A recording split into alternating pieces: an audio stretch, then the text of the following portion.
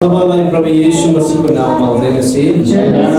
अब हामी दोस्रो खण्डलाई हेर्दैछौँ। आप उसी का कल का दूसरा खंड को भाग को देखेंगे। दोस्रो भाग चाहिँ हामी के हेर्नेछौँ आज? दूसरा भाग जो हम लोग क्या देखने वाले हैं आज? हिजो हामीले हेर्यौँ कल हम लोगों ने देखा कि पुर्खौली श्रापहरू कसरी आयो, जो पूर्वज का जो श्राप है कैसे आया। अनि त्यस्तै प्रकारले हामीमा पनि विभिन्न श्रापहरू आउँछ। उसी प्रकार से जैसे पूर्वज का श्राप आता है उसी प्रकार से विभिन्न श्राप और आता है। अनि हामीले त्यो श्रापको लिस्टहरू पनि हेर्यौँ। वो हम लोग श्राप का पूरा लिस्ट देख लिए। अनि श्रापहरू कसरी आउँछ, रगतद्वारा आउँछ भन्ने कुरा पनि हामी चाल पायौँ। हम लोगों ने श्राप कैसे आता है, लहू के द्वारा आता है, ये भी हमें पता लगा। तर आज हामी अर्को भागलाई हेर्नेछौँ। परंतु आज हम दूसरे भागों को देखेंगे। त्यो दोस्रो भाग चाहिँ यो हो। ये दूसरा भाग इस प्रकार है। अब श्राप चाहिँ मानिसको जिब्रोबाट, बोलीबाट आउने कुरा। अब ये जो मनुष्य का जीव और जो उसका बोला हुआ वचन के द्वारा आने वाला आज का श्राप है।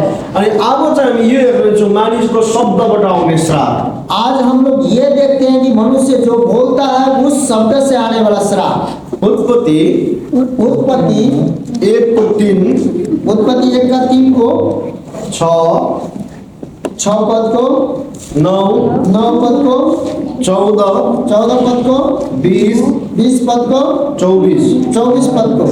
उत्पत्ति 1:3 उत्पत्ति 1:3 में इस प्रकार से लिखा है 6, 9, 14, 20, 24। तपाईँले यो लेखिराख्नुहोस्। ये आप लिख लिए। सबैलाई हेरिबस्दिउँ न, सबको हम देखते नहीं रहेंगे, तर 3 पदको हामीले हेऱ्यौँ भने परंतु यहाँ 1:3 में जब हम देखते हैं पढिदिनुहोस्। यहाँ पर हम लोग पढ़ेंगे। तब परमेश्वर ने कहा, तब परमेश्वर ने कहा उजाला हो तो उजाला हो गया। उजाला हो गया। तब परमेश्वरले भन्नुभयो उज्यालो होस् र उज्यालो भयो भन्दैछ। यहाँ पर लिखा है जो परमेश्वर ने उजाला होने को कहा तो उजाला हो गया। अनि परमेश्वरले त्यसरी नै दिन र रात छुट्टी भन्यो, दिन र रात छुटेको छ। परमेश्वर ने कहा दिन और रात अलग अलग हो जा तो ऐसा ही हुआ। परमेश्वरले समुद्रका पानीहरू एक लागेर सुक्खा जमिन देखा परोस् र त्यसरी नै भएको छ। परमेश्वर ने जो समुद्र का जो पानी है इकट्ठा हो और सूखा भूमि दिखाई दे ऐसा ही हुआ। मौसमहरू ऋतुहरू छुटो हुन्छ त्यस्तै भएको छ। परमेश्वर ने ऋतु और जितना भी मौसम है अलग अलग होने को कहा ऐसा ही हुआ। भन्नुको अर्थ चाहिँ यो हो, कहने का मतलब ये है कि परमेश्वरले चाहिँ मुखको शब्दद्वारा सृष्टि गर्नु भएको क्योंकि छ।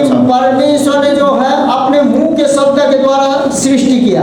जति पनि सारा भूमण्डल छ, जितना भी आप भूमंडल को देख रहे हैं, सबै जो संसार छ, जो सारा संसार को आप देख रहे हैं, परमेश्वरले मुखको बोलीद्वारा बनाएको छ। परमेश्वर ने अपने मुंह के शब्द के द्वारा बनाया है। आफ्नो शब्दको शक्तिले यो सम्पूर्ण ब्रह्माण्ड चाहिँ सृजना भएको अपना छ। शब्द के शक्ति से ये सारा ब्रह्मांड का सृष्टि किया है। अनि जुन परमेश्वरले जिस परमेश्वर ने आफ्नो मुखको शक्तिद्वारा ब्रह्माण्डलाई बनाएको छ, अपने मुंह के शब्द के द्वारा जो ब्रह्मांड को सिर्जा है, ब्रह्मांड को सिर्जा है, त्यही परमेश्वरले वही जो परमेश्वर माटो लिएको छ, भूमिको वही मिट्टी लिया, भूमि का आकार बनाएको छ, एक आकार बनाया, अनि त्यसको नाकको पुवालबाट सास उसका नाक का जो छेदा होता है उसमें से सांस फूका है। उत्पत्ति 2:7। यह उत्पत्ति 2:7 में लिखा है। अनि मानिस जिउँदो भयो भनेको छ। उसके बाद यहाँ पर बताया गया है कि मनुष्य जीवित हो गया, जीवित प्राणी हो गया। उत्पत्ति 2:7 में परमेश्वरले जब मानिसमध्ये आत्मा सास फुकिदियो, जब मनुष्य के ऊपर परमेश्वर ने अपने आत्मा को फूका, मानिस जिउँदो भयो। मनुष्य जीवित हो गया। त्यो सास चाहिँ साधारण सास होइन।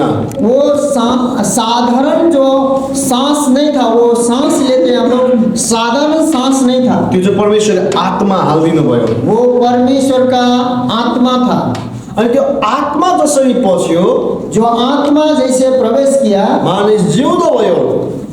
मनुष्य जीवित हो गया।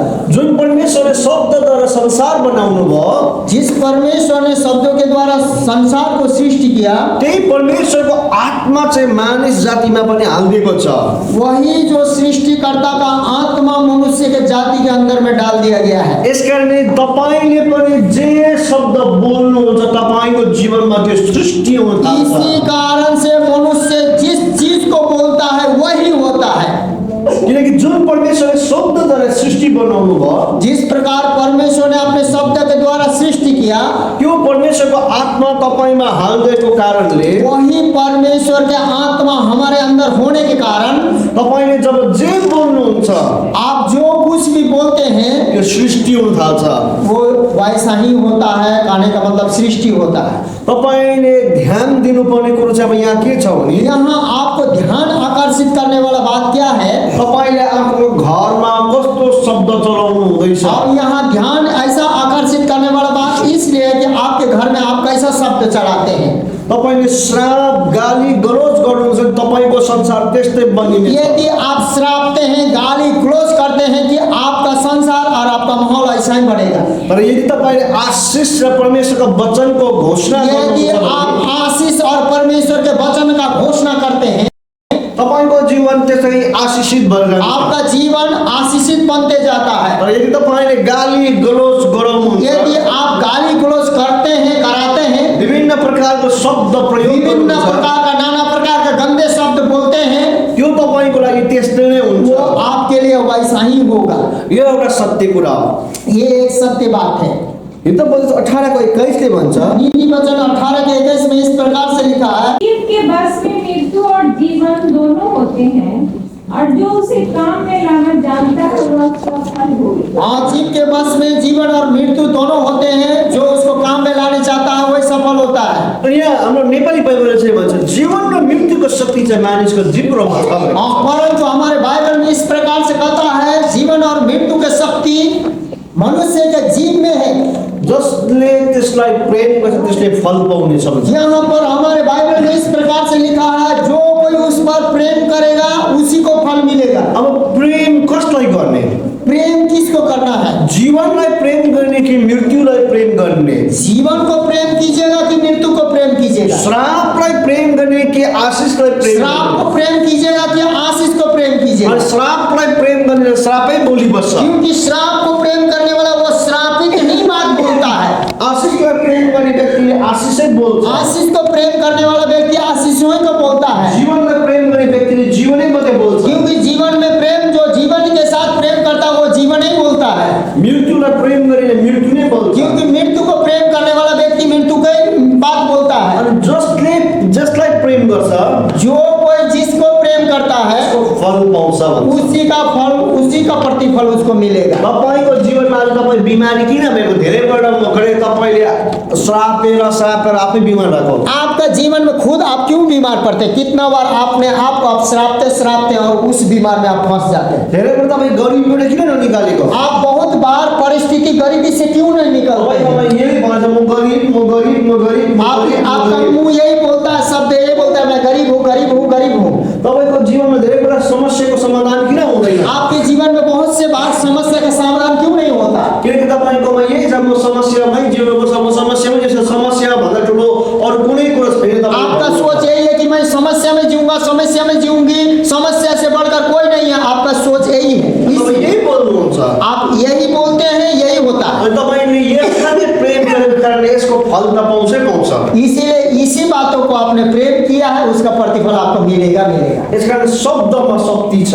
इसीलिए जो शब्द जो बोलते हैं उसमें शक्ति है। अनि शब्द चाहिँ जे कुरो बोलिन्छ त्यसको फल तपाईँको जीवनमा क्योंकि आउँछ। शब्द जो कुछ आप बोलते हैं उसका प्रतिफल आपको मिलता है। तपाईँले घरमा आज नानीले कराउन गरी गदा गर्नुहुन्छ, त्यसको ऊ गदा नहोला तर उसको दिमाग त्यस्तै भयो। लेकिन आप आज बच्चे को डांटते हैं तो गधा बोलते हैं, तो गधा तो वो नहीं होगा, गधा के स्वरूप में तो नहीं होगा, लेकिन उसका दिमाग गधे की तरह होगा। व्यवहार त्यस्तै भएर जान्छ। उसका वृद्धि व्यवहार ऐसे ही होगा। तपाईँ आज घर परिवारमा मुख छाड्नुहुन्छ, आज आप घर परिवार में अशब्द बोलते हैं, तपाईँको परिवार त्यस्तै अशब्दै बेहोरा उसी प्रकार आपका जितना भी परिवार बाल बच्चा है वही अशब्द जैसा आप बोलते हैं ऐसा व्यवहार के रहेगा। तपाईँ आफ्नो जीवनमा भन्नुहुन्छ मेरो कुनै नोकरी छैन, म मेरो कुनै काम छैन, मेरो कुनै धन्दा पानी छैन, म हारेको व्यक्ति। तपाईँ जिन्दगीबाट हारेको व्यक्ति नहीं। आप ऐसा सोचते हैं कि मेरे पास नौकरी है, ऐसा नहीं है, वैसा नहीं है, परिस्थिति में हम हारे हुए व्यक्ति है, तो आप ऐसा बोलते हैं तो आप जिंदगी भर हारे हुए ही ऐसे रहेंगे, तपाईँको जीवनमा कुनै आशा हुँदैन। क्योंकि आपके जीवन में कोई आशा नहीं रहेगा। तर जब तपाईँले भन्नुहुन्छ येशू ख्रीष्टद्वारा म विजयी भएको छु, परंतु जब आप इस बात को कहते हैं कि आप यीशु मसीह के द्वारा हम विजय हैं, तब तपाईँ भन्नुहुन्छ येशूले खाएको कुराको चोटमा म चङ्गाई छु भनेर। आप जब मसीह होते हैं तो आप कहते हैं कि यीशु मसीह ने खाया हुआ चोट से मैं चंगा हो चुका हूँ। येशू ख्रीष्टले मेरो आज जुन कुरो म गर्न सक्दिनँ, येशू ख्रीष्टमा सबै कुरो सम्भव छ। जो मैं कर नहीं सकता वो यीशु मसीह में सब कुछ संभव है। जब आप कहते हैं तब तपाईँको जीवनमा त्यसको फल आउँछ। तब उसका आपके जीवन में उसका प्रतिफल आपको मिलता है। अनि यस कारणले शब्द चाहिँ तपाईँले कस्तो प्रकारले चलाउनु, इस कारण से आप मुंह के शब्द किस प्रकार से चलाते हैं, धेरैचोटिले शब्दलाई ध्यान दिँदैन, क्योंकि बहुत लोग शब्द को ध्यान नहीं देते हैं। शब्द अनन्त छ, शब्द अमर है, अनि यस कारणले शब्दले काम गर्छ। इस कारण से शब्द जो काम करता है। तपाईँले आफ्नो घरमा कस्तो शब्द बोल्नुहुँदैछ, आप अपने घर में किस शब्द को चलाते हैं, आफ्नो लागि कुन शब्द चलाउनुहुन्छ, अपने आप को कौन सा शब्द चलाते हैं, आफ्नो नानीको लागि कुन शब्द चलाउनुहुन्छ, अपने बाल बच्चों के लिए कौन सा शब्द चलाते हैं, आफ्नो पतिको लागि कुन शब्द चलाउनुहुन्छ, अपने पति के लिए कौन सा शब्द चलाते हैं, आफ्नो पत्नीको लागि कुन शब्द चलाउनुहुन्छ। अपने पत्नी के लिए कौन सा शब्द चलाते हैं, शब्द चाहिँ ठुलो चाबी हो। क्योंकि शब्द बहुत बड़ा चाबी है। तपाईँले गलत चाबी चलाउनुहुन्छ भने आप गलत चाबी चलाते हैं, त्यो ताला कहिले खोलिँदैन। वो ताला नहीं खुलेगा। जब तपाईँ आशिषको शब्द चलाउनुहुन्छ, जब आप आशीष का शब्द चलाते हैं, बन्द भएको कठिनाई तपाईँको लागि स्वट्टै खोलेर समाधानमा लाग्छ। आप जब आशीष का शब्द चलाने लगते हैं तो बंद जो कठिनाई मुश्किल है, जो आपसे असंभव है, वो पूरी रीति से फटाक से खुल जाता है। पहिलो पत्रुस 3:10। पहला पत्रस 3:10। क्योंकि जो कोई जीवन की इच्छा रखता है और अच्छे दिन देखना चाहता है, वह अपनी जीभ को बुराई से और अपने होठों को छल की बातें करने से रोके रहे। जसले पनि आफ्नो जीवनमा असल दिन देख्ने चाहना गर्छ, यहाँ पर बताता है कि जो कोई अपने जीवन में असल दिन को देखने को चाहत करता है, चाहना करता है। अब तपाईँको प्रश्न छ यो, आपके लिए एक प्रश्न है, के तपाईँ असल दिन देख्ने चाहना गर्नुहुन्छ? क्या आप असल दिन को देखने के लिए चाहते हैं कि आपका दिन अच्छा हो?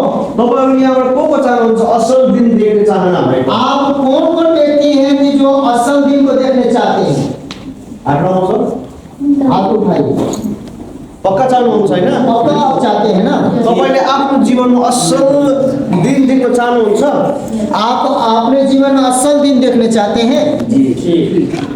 अब अर्को आफ्नो जीवनलाई प्रेम गर्ने भनेको छ। और दूसरा है अपने जीवन को प्रेम करना। तपाईँले आफ्नो जीवनलाई प्रेम गर्नुहुन्छ कि हुँदैन? आप अपने जीवन को प्रेम करते हैं कि नहीं? तपाईँले आफ्नो परिवारलाई प्रेम गर्नुहुन्छ कि हुँदैन? अपने परिवार को आप प्रेम करते हैं कि नहीं? तपाईँले आफ्नो नानीलाई प्रेम गर्नुहुन्छ कि हुँदैन? अपने बच्चों को आप प्रेम करते हैं कि नहीं? तपाईँले आफ्नो बाबुआमालाई प्रेम गर्नुहुन्छ कि अपने हुँदैन? माता पिता को आप प्रेम करते हैं कि नहीं?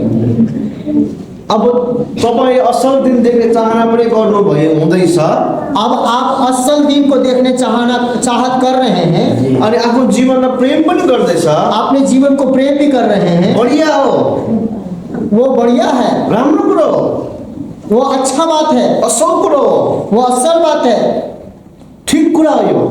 वो अच्छी बात है। तर परंतु अब यसको मुनि एन्सर छ, इसके नीचे उसका उत्तर है। आफ्नो जिब्रोलाई छलित कुराबाट बचाउन सक्छ, अपने जीव को छलित बात से बचाना है अनि झुटबाट बचाउन सक्छ। और झूठ से बचेगा। ऐसा करेंगे तो तपाईँको जिब्रोमा नै तपाईँको भविष्य लुकेको छ। क्योंकि आपका जीवे में आपका भविष्य छिपा हुआ है। अन्य जातिले मेरो लागि अब कुन वर्ष ठिक हुन्छ, मेरो लागि भोलि के हुँदैछ, अर्को वर्ष के हुँदैछ, यो फिक्री गर्नु स्वाभाविक कुरा हुनेको लागि। वो जो मसीह में नहीं रहते हैं, कल क्या होगा, परसों क्या होगा, बाद में क्या होगा, अगला साल क्या होगा, उनको चिंता करना जो मसीह में नहीं है उनको वास्तविक है। अन्य जातिको छोरी बिहा हुन्छ हुँदैन, ला छोरीको लागि बेहुला पाउँछ पाउँदैन, त्यो चिन्ता गर्न स्वाभाविक वो कुरा जो हो। मसीह में नहीं है वो क्या बोलते हैं, हमारे बेटी का शादी नहीं होगा, कि होगा, बेटा का शादी होगा कि नहीं, कल भविष्य क्या होगा, वो उनके लिए स्वाभाविक बात है, वो चिंता करते हैं।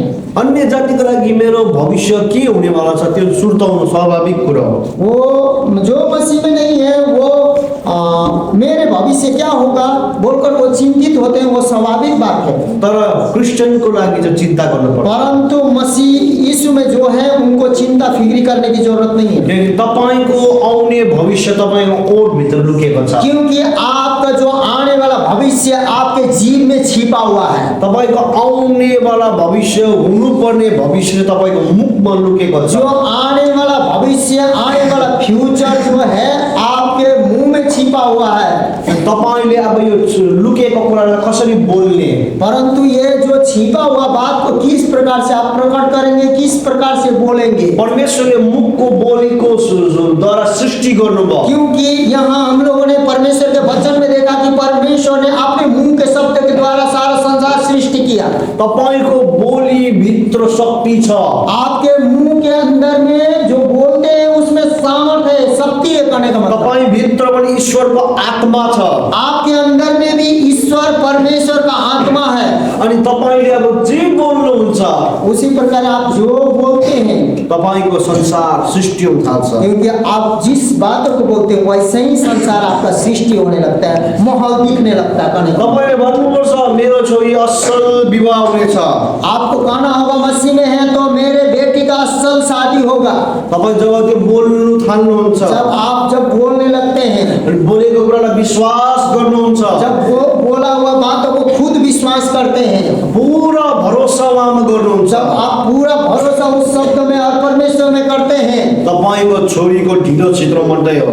आपका बेटी का जो जल्दी और क्या बोलते हैं देर हो सकता है, तर असल कच्चा उसले विवाह हुन्छ। परंतु वो परमेश्वर की इच्छा के द्वारा असल बढ़िया से बढ़िया विवाह होगा।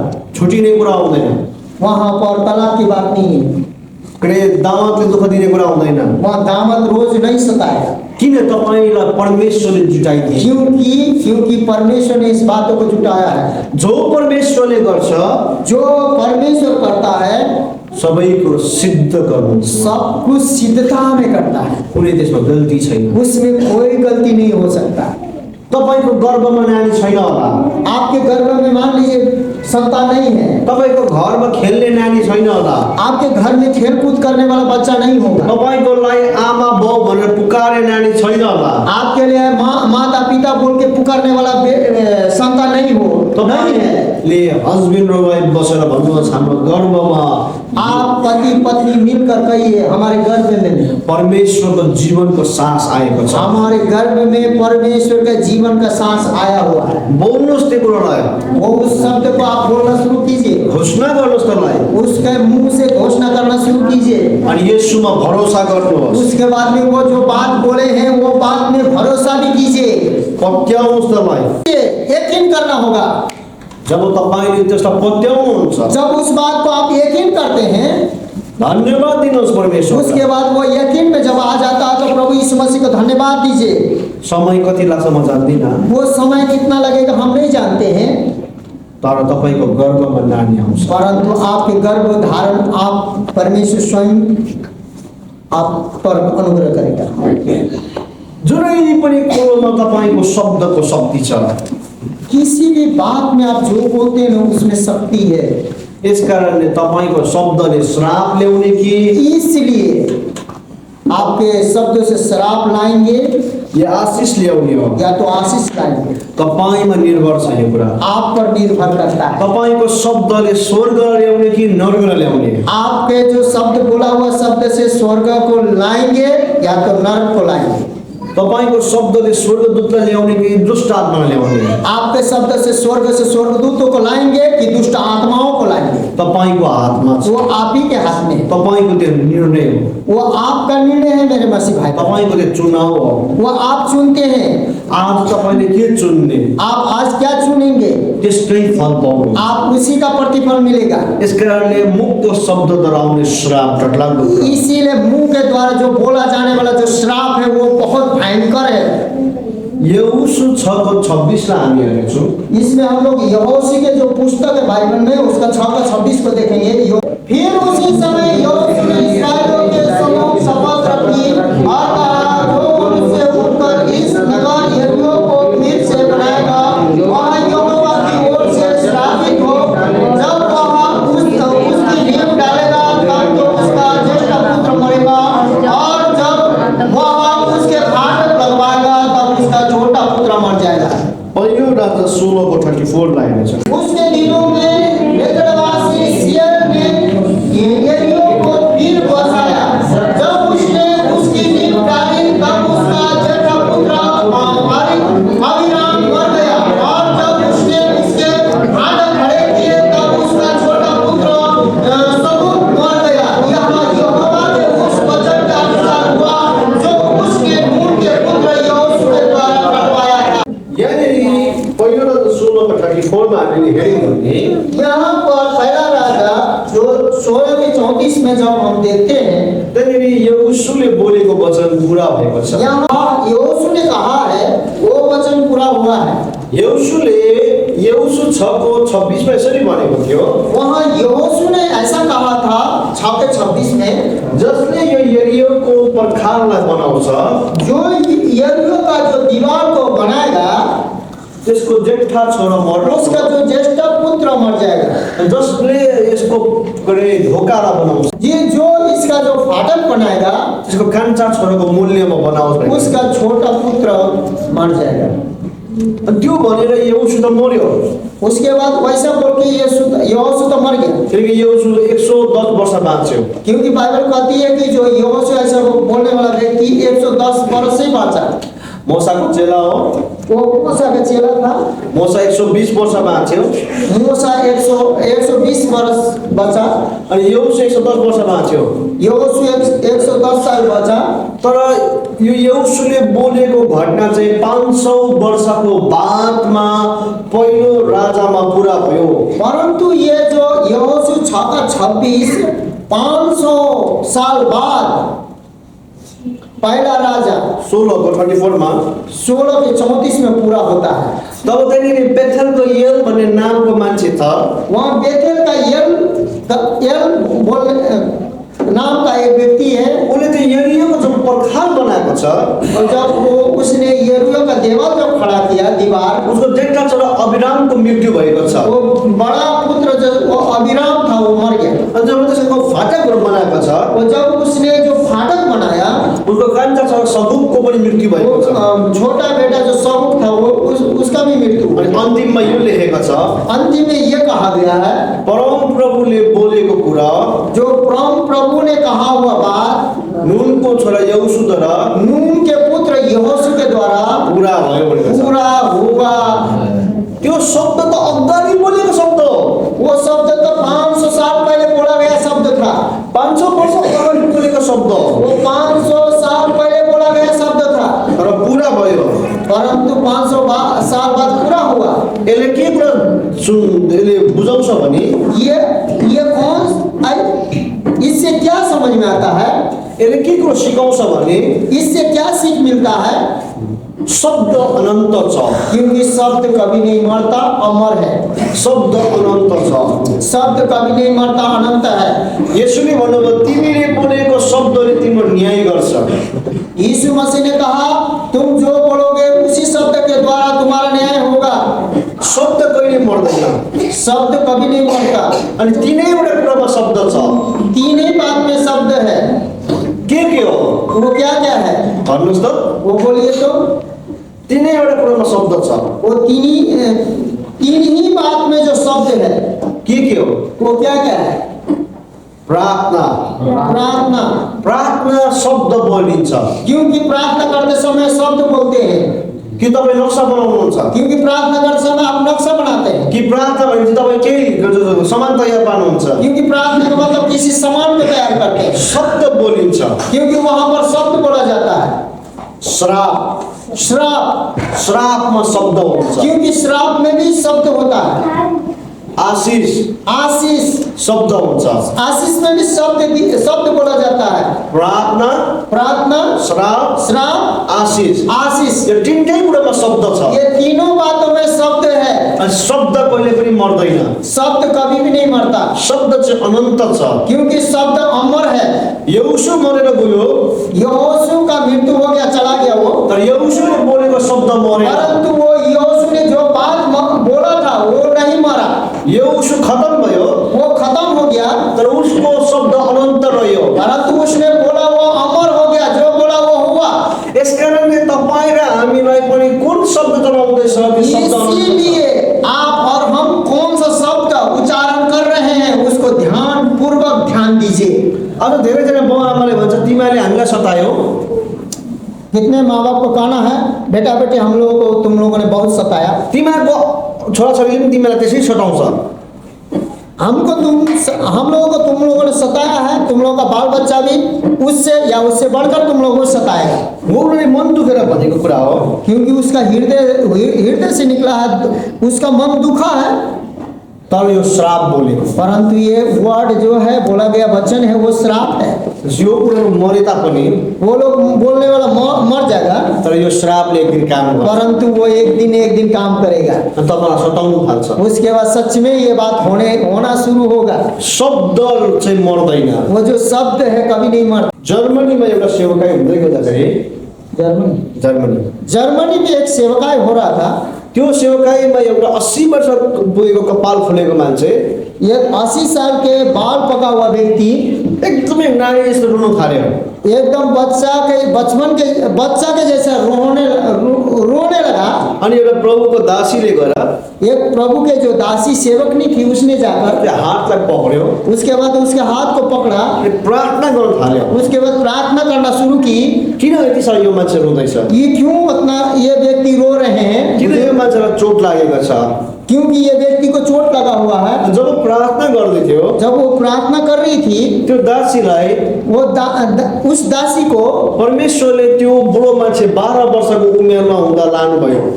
उसके बाद उस दासी को ऐसा दर्शन में परमेश्वर ने ले गया। वो जो बुजुर्ग व्यक्ति 12 साल के उम्र था, उस समय परमेश्वर के आत्मा ने उस दासी को लेके चला गया। अनि जब वो 12 वर्षको उमेरमा त्यो बुढो मान्छे थियो, जो 12 वर्ष ऐसा उसको, जब वो व्यक्ति 12 वर्ष का उम्र का बूढ़ा व्यक्ति था, त्यति बेला उसको बाउले एउटा काम बिगार्दा होपलेस भनेर कराउँथ्यो। उसका जो पिताजी है, जो 12 साल का था, वो कुछ गलती करता था तो उसका जो पिताजी है ऐसा कहता था, तू आशा विहीन व्यक्ति है। अनि जब स्कुलमा राम्रो पढ्दै थियो होपलेस भन्थ्यो। जब अच्छा से स्कूल में नहीं पढ़ता था तो तू आशाविहीन व्यक्ति है। अनि जब घरमा काम बिगार्थ्यो होपलेस भन्थ्यो। उसके बाद जब घर में काम बिगाड़ता था तो तू आशाविहीन व्यक्ति है। अनि ऊ त मरेर गयो, उसका पिताजी तो मर के चला गया, ऊ पनि ठुलो भयो, वो भी बड़ा हो गया, बिहा गर्यो, शादी किया, पास्टर बन्यो, पास्टर हुआ, चर्च खोल्यो, चर्च हुआ। त्यो शब्दले काम गर्यो। परंतु वो शब्द के द्वारा उसके जीवन में काम किया। मण्डली सबैले छोडेर गयो। उसके बाद कलीसिया भी उसको छोड़ के चला गया, उसको बुढीले पनि छोडेर गयो, उसके पत्नी भी छोड़ के चली गई। उसको जीवन साँच्चै आशा रहित भयो। उसके बाद सच में उसका जीवन आशा रहित हुआ, होपलेस, आशाविहीन, केही छैन, कुछ नहीं। नाङ्गै छ, मान लीजिए नंगे का समान है, एक्लै छ, अकेला, निराश छ। निराश। किन? क्यों? उसको बाउले बोलेको शब्दले काम, क्योंकि उसके पिताजी ने कहा हुआ शब्द उस समय काम कर रहा, जो 12 वर्षको मात्रै थियो। जो 12 साल की उम्र में दिया गया था। उसको बाउ पनि मर्यो, उसका पिताजी भी मर गया, तर शब्द मरेन। परंतु शब्द नहीं मरा। तपाईले आज घरमा के भन्नुहुँदैछ? आज आप घर में कौन सा शब्द चला रहे हैं? छोरीलाई कराउँदा छौरी भन्नुहुँदैछ भने तपाईँको छोरी कहिले उम्र आउँछ? क्योंकि बेटी को जब डांट रहे हैं तो शैतान और छौड़ा छौड़ी दुष्ट आत्मा कुछ कर रहे हैं तो कभी नहीं बदलेगा। तपाईँको नानीमा श्राप आउँछ। आपके बच्चे में श्राप आएगा। तपाईँले कसरी नानीलाई शब्द चलाउनुहुन्छ? आपके बाल बच्चे को किस प्रकार शब्द चला रहे हैं? अनि तपाईँले आफ्नो बुढीलाई कसरी बोलाउनुहुन्छ? अपने पत्नी को आप कैसे पुकारते हैं? तपाईँले आफ्नो पतिलाई कसरी बोलाउनुहुन्छ? अपने पति को आप कैसे पुकारते हैं? किनभने त्यो शब्द चाहिँ काम गर्छ। क्योंकि वो शब्द जो है काम करता है। शब्द कहिले मर्दैन। शब्द कभी नहीं मरता। मान्छे मर्छ, मनुष्य मर जाएगा, तर शब्द कहिले पनि मर्दैन। परंतु शब्द कभी नहीं मरता, नहीं मिटता। प्रभुको दास जसको नाम डच स्टिभ है, उहाँ अमेरिकाको थियोलोजिकल कलेजमा जाँदाखेरि वहाँ पर एक अमेरिका के जो थियोलॉजिकल कॉलेज में गए, अनि उहाँले शब्द मर्दैन भन्ने कुरो सिकाउँदै थियो उहाँले पनि। वहाँ वो भी जाकर शब्द कभी नहीं मरता इसी बातों को सिखा रहे थे। अनि दैलोको अगाडि एउटा ब्ल्याक म्यान, ब्लैक जो काला व्यक्ति है, साउथ अफ्रीका का व्यक्ति बैठा था। अनि त्यो जवान मान्छे रुनु थाल्यो। वो जो जवान था वो काला व्यक्ति रोने लगा। अनि जब उसलाई बादमा भेटेर सोधे किन तपाईँ रुनु भयो, उसके बाद में जब सेवकाई के बाद में मिलकर उससे पूछा गया आप क्यों रो रहे थे भाई? उसले भन्यो उसने कहा तपाईँले बोलेको कुरा चाहिँ म पत्याउँछु, आपका जो बोला हुआ बात मैं यकीन करता हूँ, साँच्चै नै शब्द मर्दैन। सच में शब्द नहीं मरता। किनभने क्योंकि हाम्रो इतिहासलाई हेऱ्यो भने हम लोग जो हमारा जो इतिहास है, हामी ब्ल्याक मान्छेहरू, हम लोग काले व्यक्ति लोग हैं, साउथ अफ्रिकाको मान्छेहरू, हम लोग साउथ अफ्रीकन हैं। अनि यो गोरा मान्छेहरूले चाहिँ ये जो गोरे लोग हैं यिनीहरूले चाहिँ हामीलाई लिएर आएको यहाँ हम लोगों के जगह से यहाँ लेके आया है। हामीलाई बन्धुवा मजदुर बनाएर उसके राखेको बाद ये गोरे लोगों ने हम लोगों को बंधुआ मजदूर बना के रखा था। हामीलाई कुट्दा पनि हुन्थ्यो, हम लोगों को पीट भी सकता था, बलात्कार गर्दा हुन्थ्यो, हम लोगों को बलात्कार भी कर सकता था, मार दिँदा हुन्थ्यो, उसके बाद मार के फेंक भी सकता था, फेरि अर्कोलाई बेचदम हुन्थ्यो। फिर दूसरे को बेच भी सकता था कीमत लगा के। हामीलाई कुनै अधिकार थिएन, हम लोगों को कोई अधिकार नहीं था, कुनै कानुनी सुरक्षा थिएन। कोई कानूनी सुरक्षा नहीं था। हाम्रो पुर्खाको जीवन यसै चलिरहेको थियो। हम लोगों का जो पूर्वज का जीवन इसी प्रकार का घटिया जीवन से गुजर रहा था।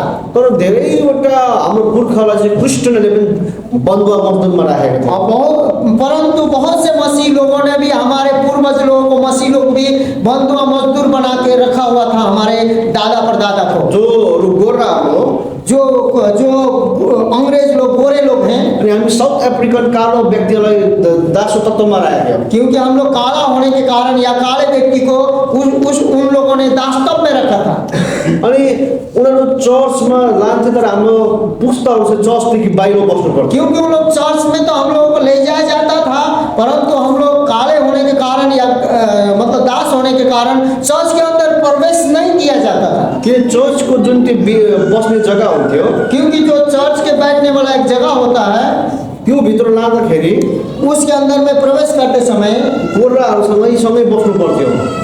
क्योंकि गोरे लोगों के साथ बैठना पड़ता था। अनि गोराहरूले चाहिँ मन पराउँदैन कि साउथ अफ्रिकाको कालो मान्छेहरू चाहिँ उनीहरूको लेभलमा आएको, क्योंकि वो उन लोगों को ये पसंद नहीं था, गोरे लोगों को काले व्यक्ति लोग जो साउथ अफ्रीका के हैं उनके लेवल में बैठते हुए उन लोगों को बिल्कुल पसंद नहीं था। जो चाहिँ बन्धुवा मजदुर हो। क्योंकि इस कारण कि वो लोग बंधुआ मजदूर थे, किनभने त्यति बेला चाहिँ रङको भेदभाव थियो। क्योंकि उस समय कलर का भेदभाव था, काला गोरा का भेदभाव था। अनि गोराहरूले चाहिँ कालाहरूमाथि शासन गर्थ्यो, क्योंकि गोरे लोग काले लोगों पर शासन करते थे, जसलाई चाहिँ बन्धुवा मजदुर बनाएर राख्थ्यो। इस शासन करने के कारण बंधुआ मजदूर बना के रखा गया था। तर परंतु उनके पूर्वज लोगों ने बाइबलको विषयमा सुनेको थियो, बाइबल के विषय में उन्होंने सुना था, बाइबलको विषयमा उनीहरूलाई पुरा याद थियो, बाइबल के विषय में पूरा उन लोगों को याद था। अनि उनीहरूलाई पनि यो बाइबल कस्तो छ पढ्नु मन लागेको थियो। ये बाइबल कैसा है उनको भी पढ़ने का मन था। अनि बाइबल के छ उनीहरूलाई पढ्नु इच्छा लाग्थ्यो। बाइबल में क्या लिखा है उनको पढ़ने की इच्छा करता था। अनि एक दिन उनीहरूले बाइबल चोर्यो। एक समय ऐसा दिन आया कि उन लोगों ने बाइबल को चोरी किया। अनि बाइबल जब पढ्यो, उसके बाद उन लोगों ने बाइबल को देखा, परमेश्वरको प्रेमलाई चाख्यो। उसके बाद परमेश्वर के प्रेम के बारे में पढ़ना शुरू किया। अनि उनीहरू चाहिँ राति 12 बजे उठ्थ्यो। उसके बाद उन लोग रात में 12 बजे उठते थे, खेतमा जान्थ्यो। उसके बाद खेत में जाते थे। उनीहरूले जोडले प्रार्थना गर्नु पाउँदैन थियो, क्योंकि उन लोगों को चिल्ला चिल्ला के प्रार्थना करने का आदेश नहीं था। त्यो चाल पायो भने उनीहरूलाई मारिदिन्थ्यो, क्योंकि वो पता चलेगा तो गोरे लोग उनको मार देगा। किनभने उनीहरूको लागि प्रार्थना गर्ने चर्च जाने अधिकार थिएन। क्योंकि उन लोगों के लिए जैसे चर्च जाने का, प्रार्थना करने का अधिकार नहीं था, त्यो सबै गोराले मात्रै गर्थ्यो। क्योंकि वो सब गोरे लोग कर सकते थे। तर त्यो ब्ल्याक मान्छेहरू चाहिँ परंतु वो काले लोगों ने 24 घण्टा काम मात्रै गर्नु पर्छ। 24 घंटा काम करना था, दिन रात। बिमार भयो भन्नु पाउँदैन, वो बीमार होते भी हम बीमार हैं बोल के उनको नहीं मिलता खाने को, भोकै छु भन्नु पाउँदैन, उनको भूख लगी बोलने का मौका नहीं मिलता, थाकेको छु भने वो पाउँदैन, हमें थकावट हो गई इस प्रकार का मौका नहीं मिलता। यदि मारिदियो भने मारिदियो, ये ऐसे खाने से यदि मार देता तो मार दे, कोई कानून कुनै नहीं, अधिकार छैन। उसका कोई अधिकार नहीं। अनि उनीहरू राति 12 बजे उठेर वो लोग ऐसा करते थे, 12 बजे उठते थे, अनि उनीहरूले खेतमा भेला हुन्थ्यो उसके बाद वो खेत में जाते थे, जमा होते थे।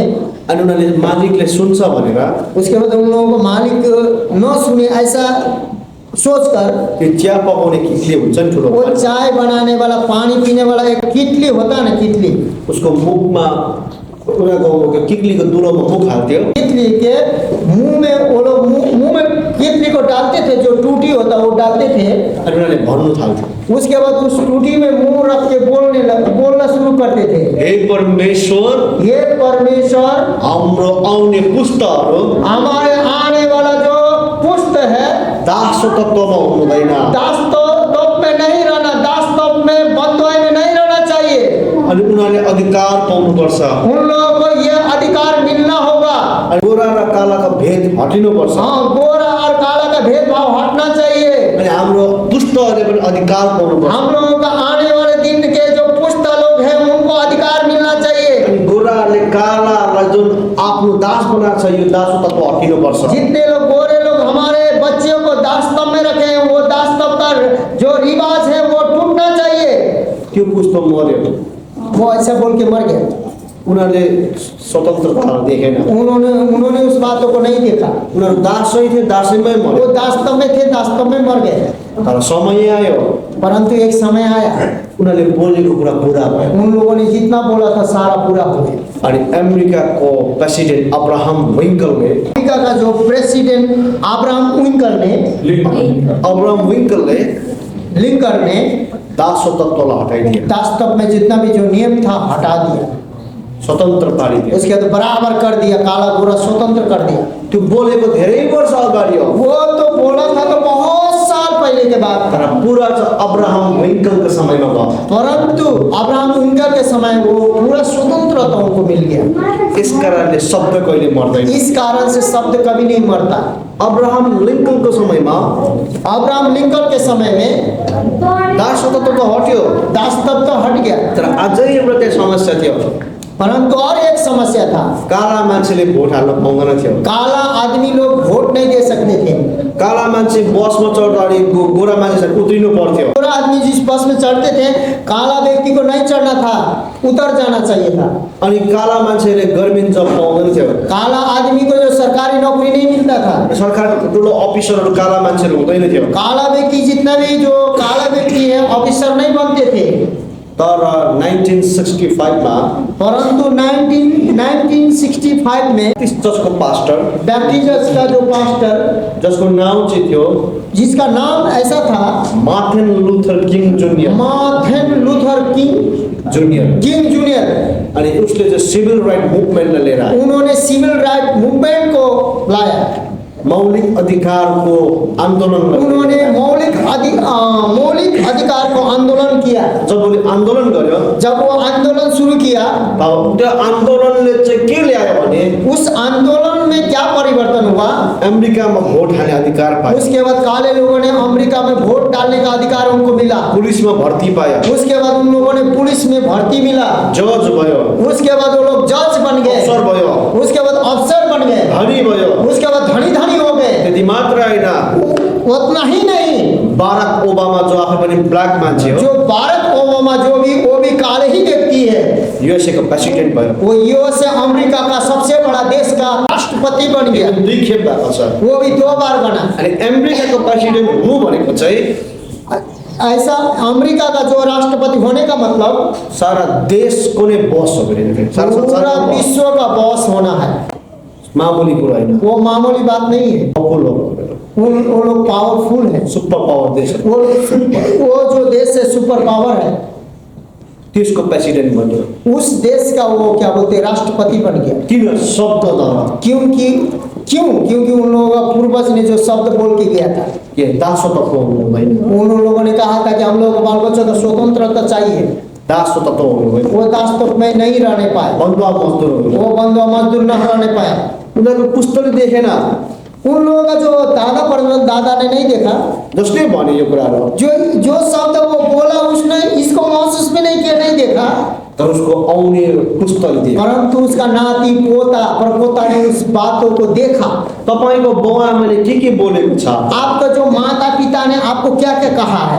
तपाईको बाउआमा नहोला अहिले, अभी आपका माँ बाप मर गया होगा, नहीं होगा, सायद जिउँदो होला अहिले पनि। शायद जीवित भी होंगे। तपाईँ एक दिन मर्नुहुन्छ हम भी, आप भी एक दिन मरेंगे। र तपाईको नानीको जीवनमा त्यो शब्दले काम गर्छ। परंतु आपके जो बेटा बेटी के जीवन में वो शब्द काम करेगा। त्यसकारणले तपाईको लागि तपाईको आमा बाउले कस्तो शब्द चलाएको छ? आपके लिए आपके माता पिता कौन सा शब्द बोले हैं? तपाईले आफ्नो नानीको लागि कस्तो शब्द चलाउँदैछ? आप अपने बाल बच्चों के लिए कौन सा शब्द चला रहे हैं? अनि तपाईको घरमा कुन शब्द बेसी चलाउँछ? आपके घर में कौन सा शब्द बेसी चलता है? श्राप गाली गलोच चल्छ कि? क्या श्राप गाली गलौज चलता है? चिल्लाउनु हुन्छ कि? चिल्लाना सीखना चलता है कि या शान्तिको वातावरण? या तो शांति का वातावरण बना के रखते हैं? यसले नै तपाईको भविष्य चाहिँ नियति बनान्छ। यही जो आपका भविष्य है नियति तक पहुंचा देता है। तपाईको रिजल्ट यसले नै ल्याउँछ। आपका जो रिजल्ट है यही लेके आता है। उत्पत्ति 31 का नहीं 31 का 19 राहेल चाहिँ लाबानको कान्छी छोरी हो, राहेल जो है लाबान के छोटी बेटी है, जसले चाहिँ आफ्नो घरको देवता मूर्तिलाई चोरेर ल्याएको छ। जो है अपने घर के जो मूर्ति है वो चुरा लाई है। अर्को भाषामा चाहिँ लाबेनको कुल देवताको मूर्ति चोरेर ल्याएको और दूसरा भाषा में कहने का मतलब है कि किसी किसी का जो कुल देवता होता है वो घर के कुल देवता उठा लाई है। छ। अनि जब लाबेनले उसको देवता देखेन, जब वो उसका पिता का नाम लावेन था, लावन ने वो मूर्ति को नहीं मिला उसको, अनि हराएको चाल पायो, जब वो खो गया उसको पता चला, ऊ आएको छ, वो खोजते हुए आया है। याकुबकोमा आएको छ। उसके बाद याकूब के पास आता है। अनि याकुब चाहिँ राहेलको पनि लोग्ने हो, क्योंकि याकूब है जो राहेल का जो क्या बोलते हैं हस्बैंड है, पति है। अनि लाबेनले भन्छ मूर्ति मेरो हराएको छ। लावन आके कहता है कि मेरा मूर्ति खो गया है, छैन मूर्ति आफ्नो जग्गामा, वो मेरे जगह में नहीं है, ऊ आफ्नो जग्गामा छैन, वो मूर्ति वो अपने जगह में नहीं है, हरायो। खो गया है। तर याकुबले भनी पठायो, परंतु याकूब ने ऐसा शब्द चलाया, जससँग तपाईँको मूर्ति छ, जिसके पास तुम्हारा मूर्ति मिलता है, जससँग तपाईँको मूर्ति भेटाउनुहुन्छ, जिसके पास से आपका मूर्ति निकल जाता है, के मर्न परोस भएको छ। जिसके पास से मूर्ति मिले वो मर जाएगा या मर जाए। अनि याकुबले जब यो कुरा बोल्यो, याकूब जो है इस शब्द को बोला, उसलाई याद थिएन, उसको पता ही नहीं था। उसको आफ्नै मन परेको स्वास्नी राहेलले मूर्ति ल्याएको छ। वो उसको पता नहीं था कि मेरे पसंदीदा जो पत्नी है उसी ने मूर्ति चोरी किया, उसको पता नहीं था। त्यो मूर्ति राहेलसँग भेटाएको छ। उसके बाद में खोजते समय वो मूर्ति उसकी पत्नी राहेल नाम थी, उसी के पास मिला। अब के भयो त? अब यहाँ क्या हुआ? उत्पत्ति 35 में हामी आयो भने यहाँ उत्पत्ति का जो 35 में हम लोग जब आते हैं, अब यहाँ राहेल चाहिँ मरेको छ। यहाँ पर राहेल मर गई। नानी जन्माउँदाखेरि मरिपठाएको छ। वो जो बच्चा जन्मने के समय इतना पीड़ा उठ गया कि वो उसी पीड़ा में मर गई। अचम्म भयो यहाँ। वो चौंकने वाली बात है। राहेलले यो पहिलोचोटि नानी जन्माएको होइन। ये राहेल पहले भी बहुत बच्चे को जन्म चुकी थी, पहिलोचोटि होइन यो चाहिँ। ये पहला बार नहीं था। उसले अगाडि पनि नानी जन्माएको हो। इससे पहले भी वो बच्चा जन्म चुकी थी। त्यो नानी चाहिँ यसुफ हो। वो जो बच्चा इससे पहले का था उसका नाम यूसुफ था, जो चाहिँ बादमा गएर मिस्रको प्राइम मिनिस्टर भएको छ। जो बाद में जाकर वो मिस्र देश का प्रधानमंत्री बनता है। अनि दोस्रो चाहिँ बेन्जामिन हो। वो दूसरा जो था बिन्यामीन है। अभी जो देखें, अनि त्यो बेन्जामिन जन्माउनु चाहिँ राहेल मरेको छ। वो बिन्यामीन के जन्मने के कठिन में वो राहेल मर गई। किन मरे त? क्यों मर गई? अनुभव नभएर होइन, वो अनुभव न होने के कारण नहीं मरी है। पहिलोचोटि नानी जन्माएको कारणले पनि वो होइन, पहला बार बच्चा जानी इसलिए भी नहीं है, किनकि याकुबले बोलेको श्राप अब यहाँ क्योंकि यहाँ पर याकूब ने जो शब्द कहा था वही हुआ। श्राप पूरा भयो। वही जो शब्द और जो श्राप बोला था आपका वही पूरा हुआ है। जोसँग तपाईँले मूर्ति भेट्छ क्योंकि जिसके पास आप मूर्ति को प्राप्त करोगे त्यो मर्न वो मर जाए, अनि मर्यो। उसके बाद मर गई वो। उत्पत्ति 31 मा मूर्ति भेट्यो। उत्पत्ति 31 पद में 31 अध्याय में मूर्ति मिला। उत्पत्ति 35 मा त्यो घटना घट्यो। उसके बाद उत्पत्ति 35 में वो घटना घट। हामी पढ्दाखेरि 5-6 मिनटमा पढि सुन्छौँ यो 31-32 भन्दै। हम लोग ये 2-3 मिनट में 5 मिनट में 32-33 करके पढ़ते हैं, तर समय लागेको छ त्यहाँ। परंतु यहाँ समय बहुत लंबा लगा है। तर समय लागे तापनि त्यो शब्दले राहेललाई मारिदिएको छ। क्योंकि समय तो लगा, फिर भी राहेल का उस शब्द के कारण मृत्यु हो गई। त्यस्तै प्रकारले शब्द चाहिँ समयसँग मर्दैन। उसी प्रकार से शब्द जो समय के साथ नहीं मरता, शब्दले पूरा गरी छाड्छ। क्योंकि शब्द जो बोला गया है उसको पूरा आज नहीं तो कल, कल नहीं तो 1000 साल बाद भी पूरा होगा। त्यसैले तपाईँको लागि कस्तो शब्द बोलेको छ? आपके लिए किस प्रकार के शब्द बोला गया है? यहाँ अझै छिट्टो भएको छ। यहाँ और जल्दी शब्द पूरा हुआ है। राहेलको केसमा छिट्टो शब्द पूरा भएको छ। राहेल का घटना में जल्दी शब्द पूरा हुआ है। किन? क्यों?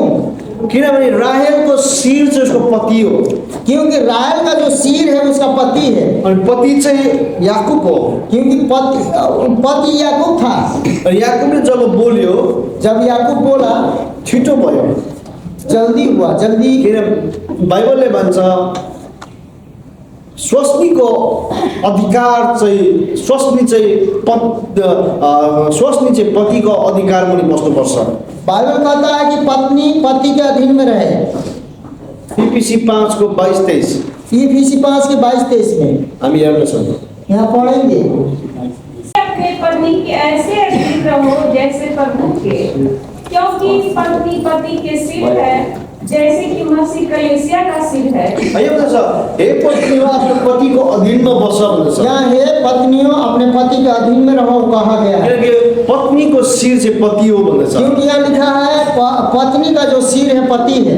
अनि याकूब चाहिँ राहेलको शिर थियो। क्योंकि याकूब जो वचन के अनुसार राहेल का सिर था। अनि जब त्यो शिरले श्राप बोली पठायो, जब वो सिर जो है श्राप को बोल दिया, अथवा पतिको अधीनमा चाहिँ पत्नी आउँछ। कहने का मतलब है कि पति के अधीन में पत्नी आती है। जसको अधीनमा त्यो व्यक्ति आउँछ, जिसके अधीन में वो व्यक्ति आता है, अनि जब त्यो व्यक्तिले श्राप बोल्छ, जब वो व्यक्ति श्राप बोलता है, त्यो अझै छिट्टो पूरा हुन्छ और जल्दी उसमें जल्दी पूरा होता है। यसकारणले तपाईले आफ्नो घरमा स्वास्नीलाई कसरी चलाउँदैछ?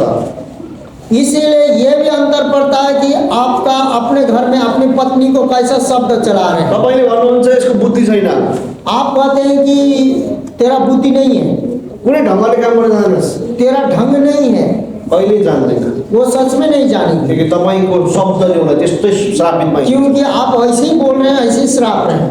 तपाईले भन्नुहुन्छ यो कहिले राम्री छ, त्यो कहिले राम्री तपाईँ देख्दैन। किनकि श्रापले उसलाई अझै बदतर बनाउँछ। आपने पत्नी को कभी तू बढ़िया ही नहीं है, तू खराब है बोलते हैं तो और श्रापते श्रापते वो सच में आपको कभी बढ़िया नहीं देखेगी। किनकि तपाईँ उसको शिर हो। क्योंकि आप उसका सिर हैं। पत्नी तपाईँको अधीनमा आउँछ। पत्नी आपके अधीन में आती है। जसको अधीनमा आउँछ, जिसके अधीन में जो आता है, उसले जब बोल्छ श्राप, वो जो अधीन रखने वाला, जो अधीन रखता, वो जो शब्द बोलता है, छिटो काम हुन्छ। वो जल्द से जल्द वो श्राप पूरा होता है। राहेलको जीवनमा हामीले हेर्यौँ। वो राहेल के जीवन में जल्दी हुआ, देख लिए। तपाईँ भन्नुहुन्छ यसले खाना बनाउनु पनि जान्दैन, तपाईँको वाइफ कहिले खाना बनाउनु जान्दैन। आप कहते हैं कि मेरी पत्नी खाना बनाना नहीं आता, सच में वो उसका हाथ ऐसे ही रहेगा, कभी नहीं आएगा, त्यो कहिले मिठो हुँदैन। वो टेस्ट कभी नहीं आएगा। किन तपाईँको श्रापले उसलाई त्यस्तो बनाइदिएको? क्योंकि आप जो बोलते बोलते वो जो श्राप है उसका खाना में कभी टेस्ट नहीं आएगा। टिचरको अधीनमा को आउँछ? टीचर के अधीन में कौन आता है? स्टुडेन्ट आउँछ। स्टूडेंट आता है। अनि तपाईँको घरमा तपाईँको नानीलाई टिचरले कुन शब्द चलाउँदैछ? बुद्धु लद्दु भन्दैछ भने यदि आपके टीचर आपके बच्चे लोगों को बुद्धू लद्दू बद्दू बोलती है तो तपाईँको नानी स्कुल जानुभन्दा अगाडि तपाईँले नानीलाई भन्नु, नानीको माथि हात राखेर प्रार्थना गर्नुपर्छ, टिचरले बोलेको शब्द यीशु मसीहको रगतमा रद्द पार्दैछु। क्योंकि आप ऐसे करके स्कूल जाते समय यदि मसीह हैं तो आपको कहना होगा कि जो टीचर ने कहा हुआ शब्द को हम यीशु मसीह के नाम में तोड़ते हैं। किनकि टिचरको अधीनमा चाहिँ स्टुडेन्ट आउँछ क्योंकि टीचर के अधीन में स्टूडेंट आता है। अनि जे उसले बोल्छ छिट्टो काम हुन्छ क्योंकि जो बोलेगा वही काम होगा, वो बोलेगा तो। पास्टरको अधीनमा के आउँछ पास्टर के अधीन में कौन आता है? मण्डली आउँछ मंडली आता है। अनि धेरै बेला पास्टरले भन्छ मेरो चर्च ठिक छैन बहुत से पास्टर कहते हैं मेरे चर्च अच्छा नहीं है। धेरै पास्टरले भन्छ मेरो मण्डली यस्तो छ उस्तो छ बहुत से कलीसिया के पास्टर बोलते हैं मेरे कलीसिया के लोग ऐसे हैं वैसे हैं। हुन्छ पनि त्यस्तो हाँ ऐसा होता भी है, तर पास्टरले जब बोल्छ परंतु जब पास्टरे बोलता है मण्डलीमा कहिले जागृति आउँदैन मंडली में कभी भी रिवाइवल जागृति नहीं आएगा, आशिष आउँदैन आशीष नहीं आएगा। किनकि पास्टरको अधीनमा भएको कारणले उस पास्टर उसको गोठाला भएको क्योंकि पास्टर एक चरवा होने के कारण, पास्टर के अधीन में कलीसिया के लोग रहने के कारण उसले बोलेको त्यो शब्दको जो श्राप पास्टर लागिहाल्छ का जो बोला हुआ श्राप का भी शब्द लग जाता है।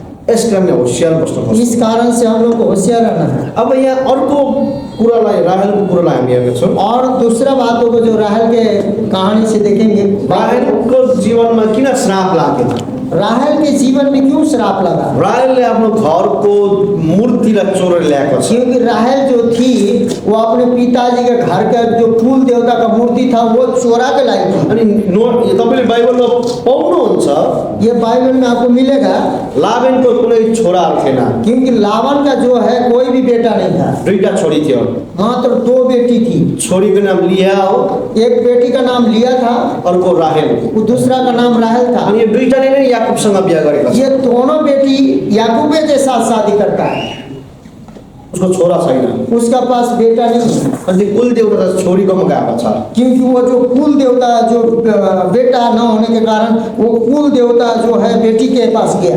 धेरैवटा श्रापहरू कुल देवताको श्रापहरू चाहिँ छोरा पछ्याउँदैन छोरी पछ्याउने हुन्छ क्योंकि बहुत से ऐसे कुल देवता का जो श्राप होता है वो बेटा के घराना नहीं बेटी के घराना को पीछा करता है। धेरैवटा तन्त्र मन्त्र भाकलहरू चाहिँ जितना भी आप जो तंत्र मंत्र जो मनता माने हैं छोरालाई पछ्याउँदैन वो बेटा के पीछे नहीं जाएगा, धेरैवटा छोरीमा जाने हुन्छ बहुत से बार बेटी के पीछे जाता है। त्यस कारणले हामी भन्छौँ हम लोग इस कारण बातों को सिखाते हैं। जब बिहा गरेर तिमीले बेहुली ल्याउँछौ जब शादी करके तू दुल्हन को लाता है त्यो ल्याउँदै गर्दा हामी एउटा प्रार्थना गर्छौँ तो लाते समय में हम लोग एक प्रार्थना को करते हैं। ऊ आउँदै गर्दाखेरि वो जब प्रवेश करती है, घरभित्र पस्दै गर्दाखेरि वो घर में प्रवेश करते समय नयाँ बेहुली भएर नया दुल्हन जो है, नयाँ स्वास्नी भएर जो नया पत्नी है, ऊ मात्रै आउँदैन खाली वो नहीं आती, धेरैचोटि श्राप पनि लिएर आउँछ परंतु बहुत से बार श्रापों को भी लेके आती है। त्यो श्रापले परिवारमा लडाइँ झगडा ल्याउँछ उसके बाद वो श्राप लेके आती है तो परिवार में लड़ाई झगड़ा आता है, अशान्ति ल्याउँदैन उसके बाद अशांति आता है। यस कारणले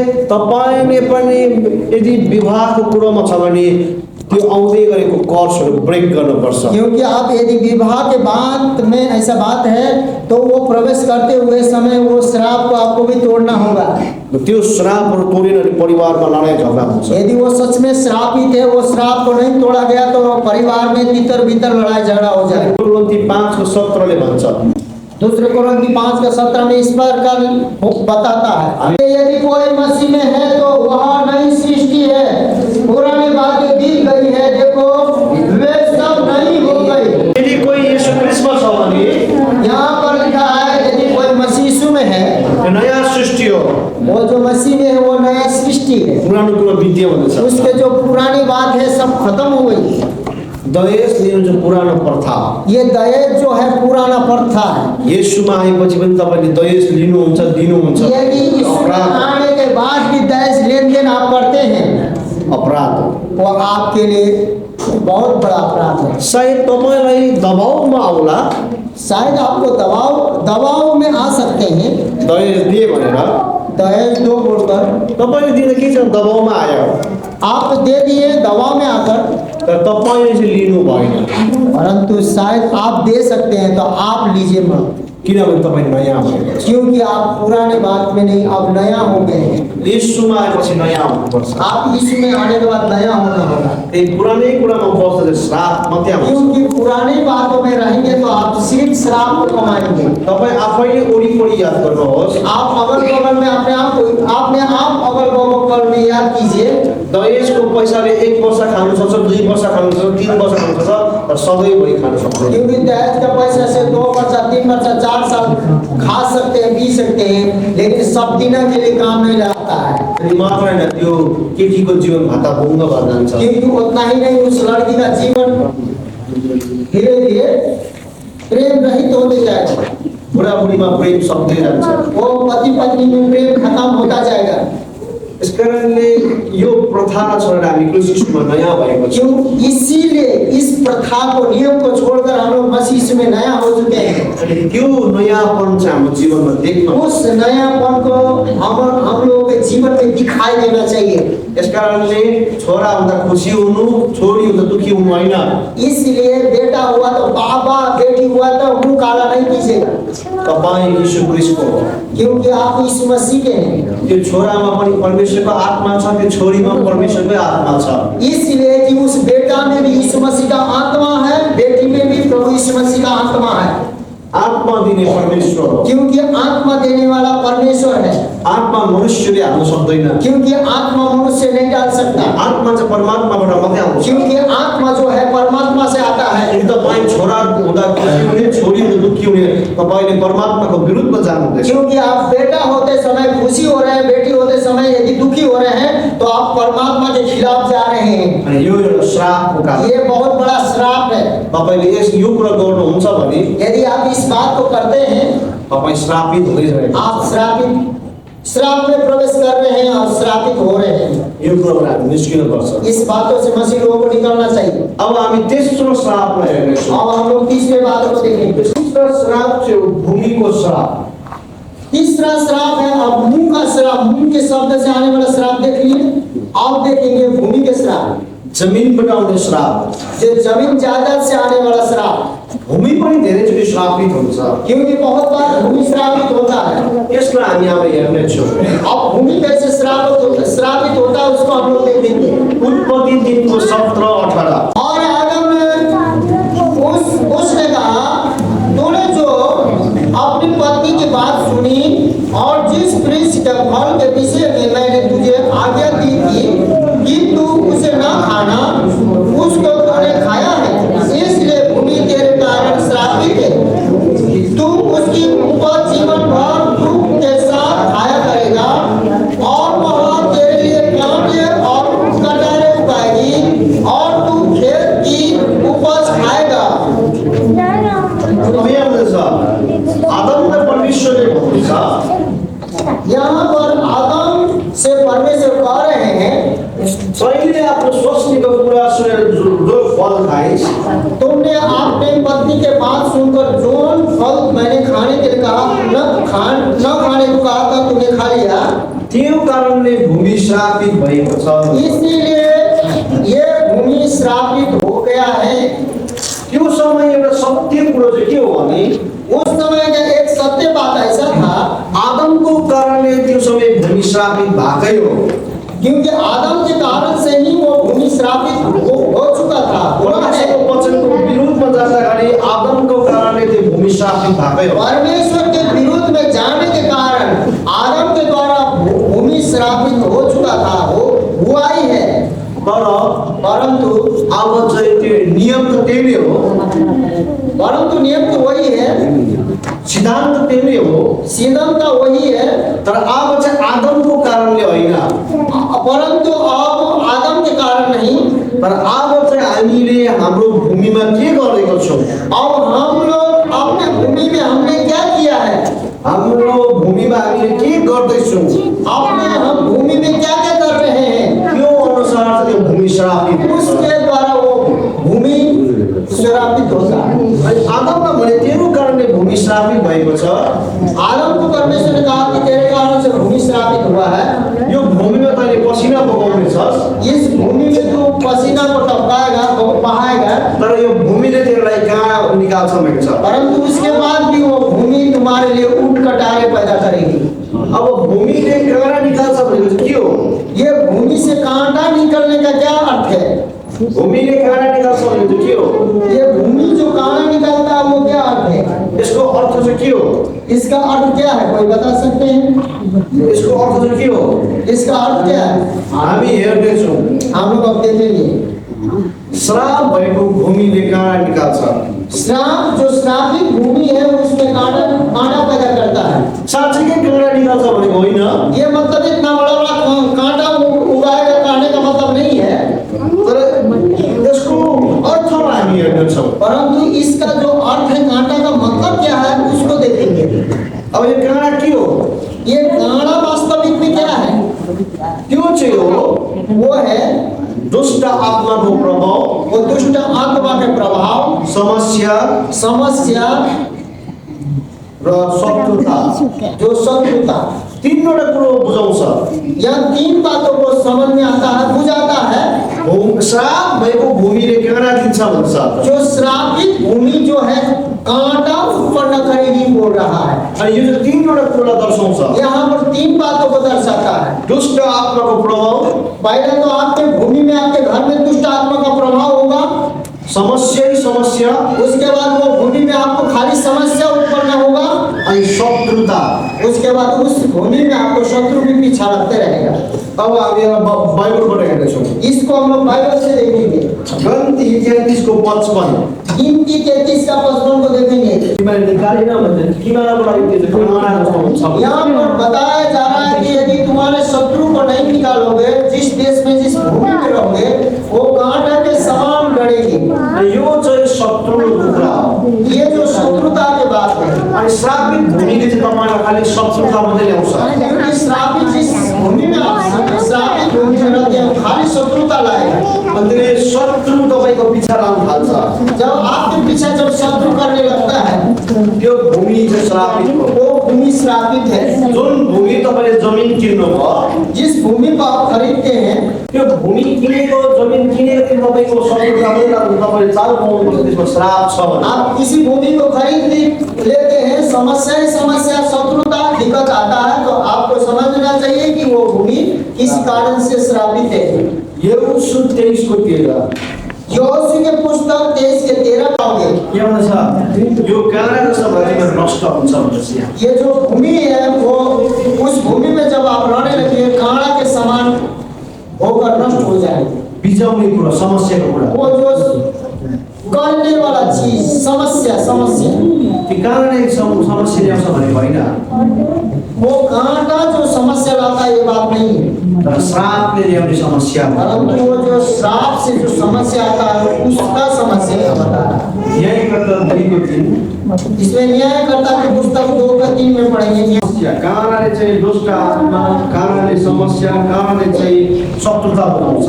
हाँ, ये जो कांड़ा का मतलब है कि दुष्ट आत्मा शत्रुता समस्या समझ में आता है, बुझाता है। यदि तपाईँको जमिन श्रापित छ भने दुष्ट आत्माको प्रभाव देख्न थाल्छ। यदि आपका जमीन श्रापित है तो दुष्ट आत्मा का उस घर में प्रभाव दिखना शुरू होगा। समस्याको माथि समस्या आउँछ, समस्या पर समस्या आता है अनि शत्रुता लाग्न थाल्छ। और आपके बीच में शत्रु लगने लगेगा, शत्रुता बैर करने लगेंगे लोग। यो चाहिँ भूमिको श्रापले प्रकटीकरण गरेको हो। ये भूमि का जो श्राप है वो भूमि का जो श्राप है वो प्रकटीकरण कर रहा है। यस कारणले तपाईले जमिन किन्दाखेरि जमिन हेर्दै याद गर्नुपर्छ। यदि मसीह है तो जमीन खरीदते समय एक बात का ये ध्यान रखना होगा। यो जमिन किन्दाखेरि तपाईले यो याद गर्नुपर्छ, वो जमीन खरीदते समय ये याद करना होगा त्यो जमिन दाजुभाइहरूको बाँडेको छ या कसैको छ भने कोर्ट कचेरी हुँदैन। क्योंकि वो हिस्सेदारी में वो कोर्ट कचहरी किया हुआ जमीन नहीं होना चाहिए। किनभने कोर्ट कचेरी भनेको एक दूसरा थुक्ने श्राप्ने कुरा हो। क्योंकि कोर्ट कचहरी का मतलब एक दूसरे को थूथू करना, श्रापना ऐसे ही होता है। आँसु हो त्यो, वो आंसू के समान है, त्यो चाहिँ श्राप हो। वो श्राप है। अर्को कुरो त्यो जमिनमा सुसाइड गरेको हेर्नु हुँदैन। और ऐसा दूसरा जमीन आप खरीदने चाहेंगे तो उस जमीन में सुसाइड आत्महत्या नहीं होना चाहिए। अनि अर्को चाहिँ मसीह येशूले नपाएको व्यक्तिको त्यहाँनिर ज्यान छ अथवा त्यहाँनिर मरेको मान्छे राख्छ भने त्यो श्रापित हुन्छ। यदि तीसरा यह है कि जो मसीह यीशु को नहीं पाया वो व्यक्ति का कबर है या कोई बलि चढ़ाया गया है, इस प्रकार का नहीं होना चाहिए, खून बहाया हुआ भी नहीं होना चाहिए। अनि अर्को चाहिँ अन्तिम चाहिँ त्यो जमिन कुनै प्रकारले मन्त्र मन्त्रले बाँधेको छ, त्यसलाई समर्पण गरेको छ तन्त्र मन्त्र भूमि श्रापित हुन्छ। चौथा है कि उस जमीन में तंत्र मंत्र किया हुआ, कीड़ा हुआ, गाड़ा हुआ ऐसा होगा तो आपको समस्या उत्पन्न कर सकता है, वो भी आपको नहीं लेनी चाहिए। अब बाई चान्स यो जमिन तपाईँको हातमा आयो के गर्ने त? अब बाई चांस ऐसा जमीन अनजाने में आपके हाथ में आ जाता है तो क्या करेंगे? डराउनु पर्दैन। और हम तो घबराने की बात नहीं है। ए जमिन श्रापित हुन्छ भने आदमलाई परमेश्वर ने वहां पर आदम को परमेश्वर ने कहा जमीन श्रापित होगा, कहा गाँव मात्र। परमेश्वर ने कहा कांटे उगेंगे, तर बाइबलमा परंतु परमेश्वर ने बाइबल में जब यीशु ख्रिस्टलाई क्रुसमा झुन्डाउन आँटेको थियो, जब यीशु मसीह को क्रूस में लोग टांगने वाले थे, तब यीशुलाई काँटाको मुकुट लगाइदिएको छ। तब यीशु मसीह को जो क्रूस में लटकने से पहले उसको कांटा पे मुकुट पहनाया गया। धेरै बाइबल विद्वानको यो भनाइ छ, बहुत से बाइबल विद्वान का ये कहना है त्यो जुन आदमलाई श्राप दिएको काँटा थियो, जो आदम को श्राप दिया गया था, जो कांटा था, जुन आदमको समयमा त्यो काँटा उम्रेको थियो, जो आदम के समय जो ऊँट कटारे पैदा किया था, त्यही काँटा नै हो जसको चाहिँ मुकुट बनाएर यीशु वही जो कांटा ही था जो यीशु मसीह को मुकुट बना के यीशु के सिर में पहनाया गया था। तर बाइबलमा यो लेखेको छैन, परंतु ये बाइबल जाहिर नहीं करती, यो बताएको पनि छैन। ये बाइबल इस बात को नहीं बताती, यो चाहिँ बाइबल विद्वानहरूको भनाइ, परंतु ये बाइबल विद्वान लोगों को कहना है। बाइबल विद्वानको एउटा विश्वास हो यो। ये बाइबल विद्वान का एक विश्वास है। तर जसरी त्यो काँडा लगाइदियो, जैसे वो यीशु मसीह को कांड़ा पहनाया गया, त्यो काँडाले जब यीशु ख्रिस्टलाई छुयो, जब वो कांड़ा ने यीशु मसीह को जो सिर को छुआ, जब रगत बग्यो नि, जो वो कांटा गड़ गया, लहू बहा, त्यति बेला यीशुको रगतले त्यो सबै श्राप तोड्यो। उसी समय बाइबल ये दर्शाती है कि उसी समय यीशु का लहू उस कांटा के कारण बहा, उसी समय वो श्राप टूट गया। यो बाइबल विद्वानको विश्वास हो। वो बाइबल विद्वान का विश्वास है। बाइबलमा छैन यो, ये बाइबल में नहीं है, तर एउटा चाहिँ सत्य नै हो।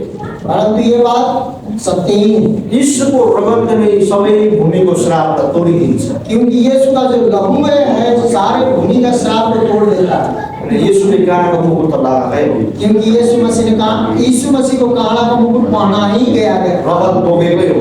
वो यीशु मसीह को जो कांटा का मुकुट पहनाया गया था उस समय सच्चाई है कि लहू बहा था, अनि त्यो रगतले चाहिँ सबै श्रापलाई तोडिदिन्छ। इसीलिए उस लहू जो है सारे श्राप को तोड़ देता है। मत्ती 27:29 हामी हेर्छौँ। यहाँ पर मत्ती 27:29 नया नियम में हम लोग देखेंगे। मुकुट लगाइदियो भन्दैछ यहाँ। यहाँ पर बोला गया कि यीशु मसीह के सिर में कूद कर कांटे का मुकुट लगा दिया गया। त्यसले रगतले बगाएको थियो। इसमें कहा गया उस समय जो कूद के बना दिया गया था उस समय लहू बहा था।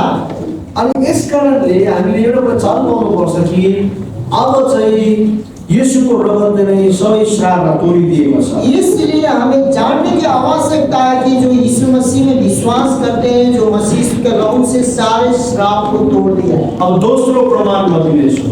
अब दूसरा इसका हम प्रमाण करके दिखाएंगे। आदमलाई यसरी भन्यो, आदमलाई यसरी भनेको छ, आदम को परमेश्वर ने इस प्रकार से कहा, तेरो कारणले भूमि श्रापित भएको छ, तेरे कारण ये भूमि श्रापित हुआ है, यसले काँडा उमार्छ, इसने कांटे उगेंगे, मैले यसलाई परिश्रम गर्नेछस्, इसमें तू मेहनत करेगा, अनि यो भूमिमा तैँले पसिना बगाउँछस् भनेको छ। तो मेहनत परिश्रम करेगा और वो पसीना बहाओगे। तर यो भनेको चाहिँ ये क्या कह रहा है परमेश्वर? आदमको पसिनाले के हुन्छ? आदम की जो पसीना से भूमि में क्या होगा? केही पनि हुँदैन। कुछ भी नहीं होगा।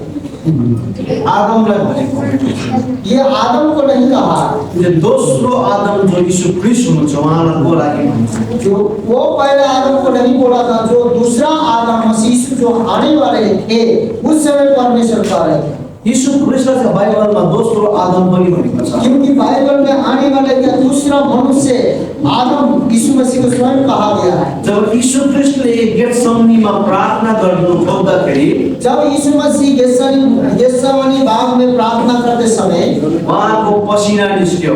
वहाँ का पसीना निकला, अनि त्यो पसिना चाहिँ रगतको थोपा जस्तो भएर भुइँमा चुहियो भनेको छ। वहाँ पर लिखा है कि वो जो पसीना है लहू का बूंदा बन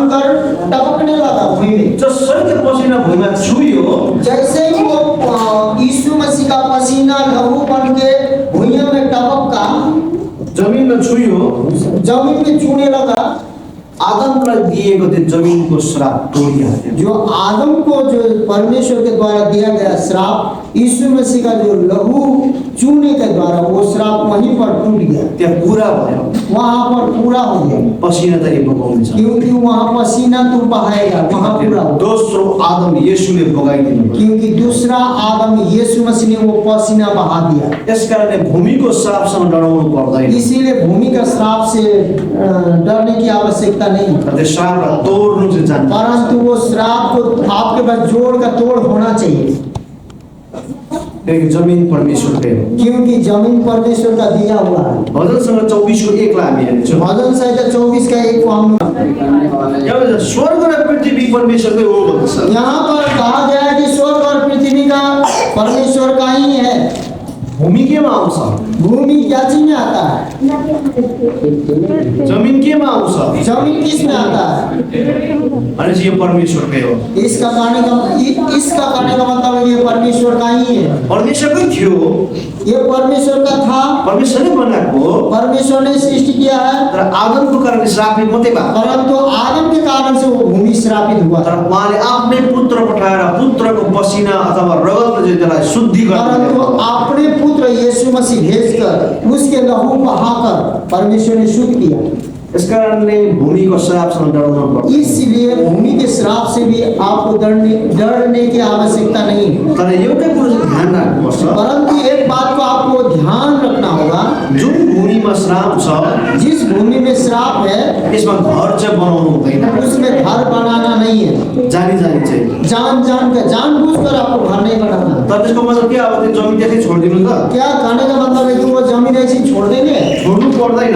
छोड़ने की आवश्यकता नहीं है। श्राप चाहिँ तोड्नै पर्छ। श्राप को तोड़ना ही होगा, श्राप नतोडिकन घर बनाउनु चाहिँ हुँदैन। क्योंकि श्राप बिना तोड़े घर निर्माण नहीं करना होगा। के हुन्छ श्राप नतोडी घर बनाउँदाखेरि?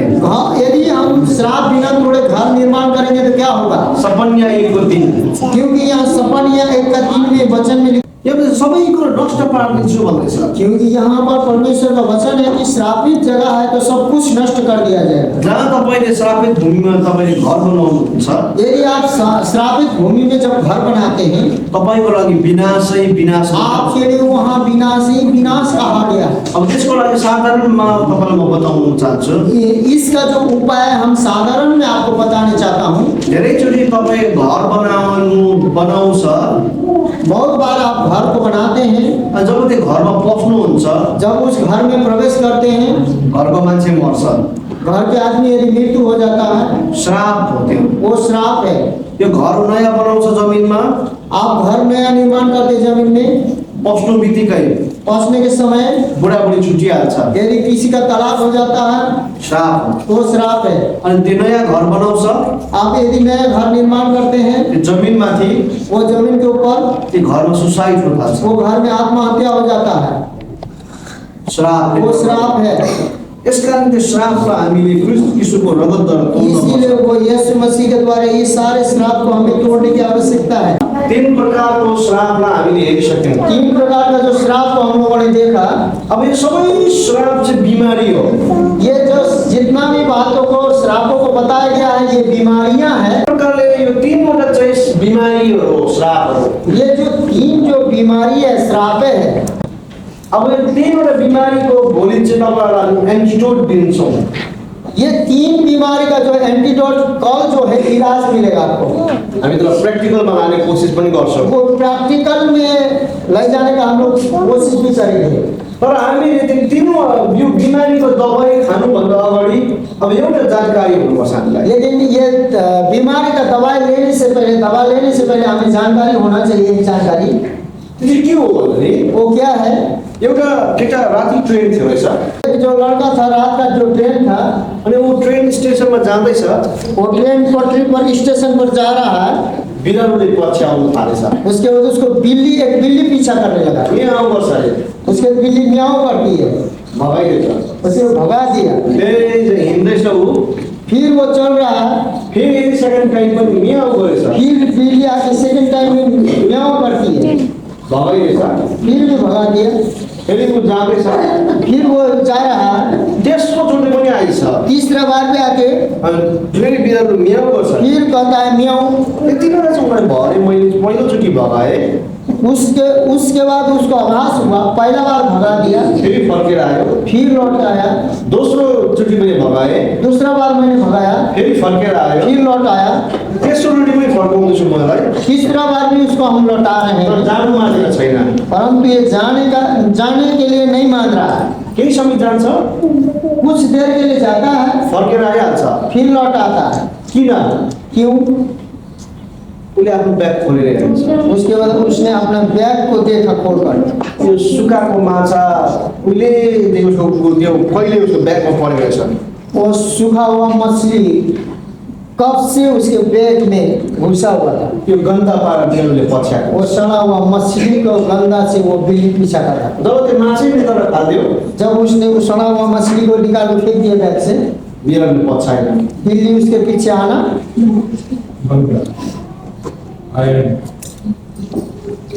त्यस्तै प्रकारले उसी प्रकार से श्राप भन्ने कुरो चाहिँ बिरालो खेलेको जस्तो पहिलोचोटि बाक बाक बाक भनेर हुँदैन उसी प्रकार श्राप भी ऐसा नहीं होगा, बिल्ली खदेड़ने के समय भाग नहीं होगा। यीशु मसीहको नाममा जा जा मात्रै भनेर हुँदैन वो श्राप तोड़ना यीशु मसीह के नाम निकल करने से नहीं होगा। त्यो केही समय मात्रै अलिक छोडेको जस्तो हुन्छ कुछ देर के लिए वो लगेगा कि हाँ ठीक हो गया है, फेरि फर्केर आउँछ परंतु फिर लौट आएगा, अब यसको जरामै जानुपर्ने हुन्छ परंतु इसका जड़ में हमको जाना होगा। हितोपदेश 2:22 ले भन्छ नीति वचन 2:22 में कहा गया है, दुष्टहरूको जरा समेत उखाल्नुपर्छ और दुष्टों को जड़ से उखाड़ना होगा। श्रापको जरा श्राप का जो है जड़ तक जाना है, जराले उखाल्नुपर्छ उसके बाद जड़ में जाके उसको जड़ से ही कबाड़ना होगा, तब मात्र त्यो समाप्त हुन्छ तब वो जड़ से जब आप कबाड़ेंगे तो वो समाप्त हो जाएगा। तर अब यसको एउटा नियम छ पर इसका एक नियम है, दुधलाई कुन कुन कुरो हाल्दा चाहिँ फाट्छ अब आपको नियम ये है, दूध किस किस चीजों से फटता है। दुधलाई जिस प्रकार दूध को फाट्नुबाट 5-6वटा कुरोबाट बचाउनु फटने से जैसे 5-6 चीजों से बचाना पड़ता है, त्यसरी श्राप तोड्नुभन्दा अगाडि के गर्नु हुँदैन कुन कुन कुरोबाट बाँच्नुपर्छ हामी त्यो कुरोलाई हेर्छौँ उसी प्रकार श्राप तोड़ने से पहले किस किस चीज से अपने आप को बचाना होगा, उस चीजों को हम सीखेंगे सिखाने वाले। तिनैवटा तपाईँको जीवनमा श्राप तोडे तापनि अब मान लीजिए आप तीनों श्राप मान लीजिए टूट गया आपके जीवन से, तपाईँको तिनैवटा श्राप तोड्ने प्रार्थना हामीले गर्दियौँ तपाईँलाई अब मान लीजिए कि आप लोगों का तीनों श्राप तोड़ने का हम लोगों ने प्रार्थना कर दिया, तर तपाईँको जीवनमा यो कुरो तपाईँले गरिबस्नुहुन्छ फेरि श्राप फर्केर आउँछ और ये जो हम लोग मना करेंगे वो बातों को जब आप करते रहेंगे तो वो श्राप फिर से लौट के आएगा। अब त्यो के हो वो कौन सा बात है? त्यो 17-18वटा पोइन्ट छ वो 17 और 18 पॉइंट है जो लिखने जानते हैं, अच्छी रीति से लिख लीजिए।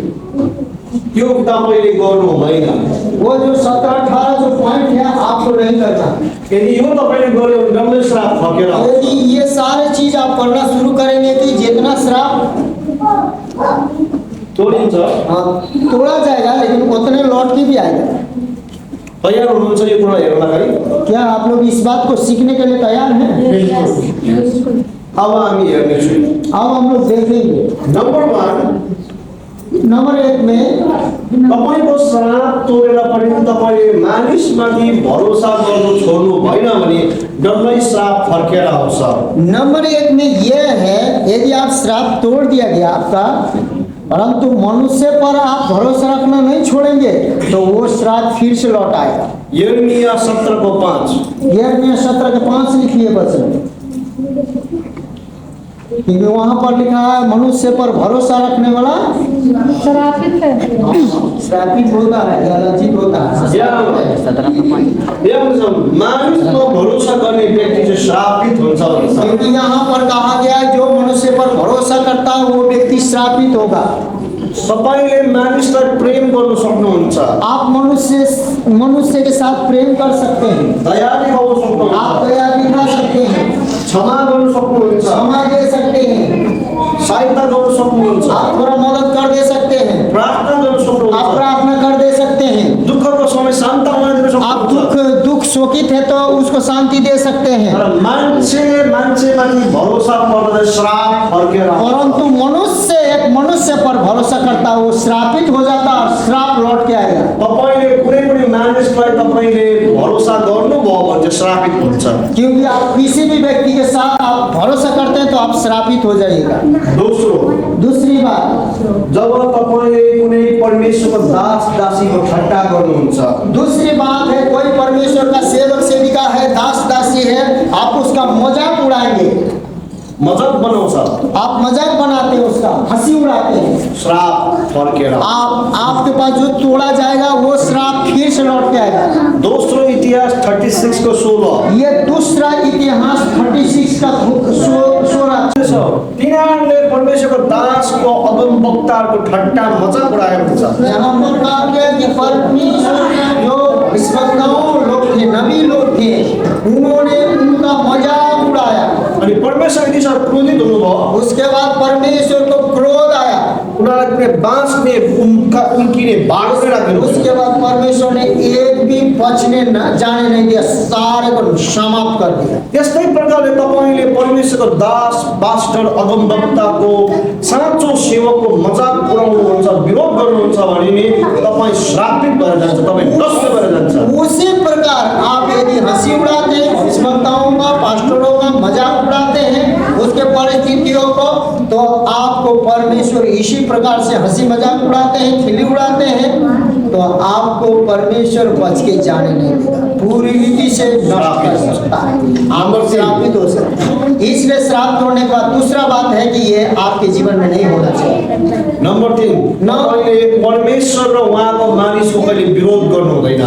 नंबर तीसरा है परमेश्वर और परमेश्वर के लोगों को आपको कभी भी विरोध नहीं करना होगा।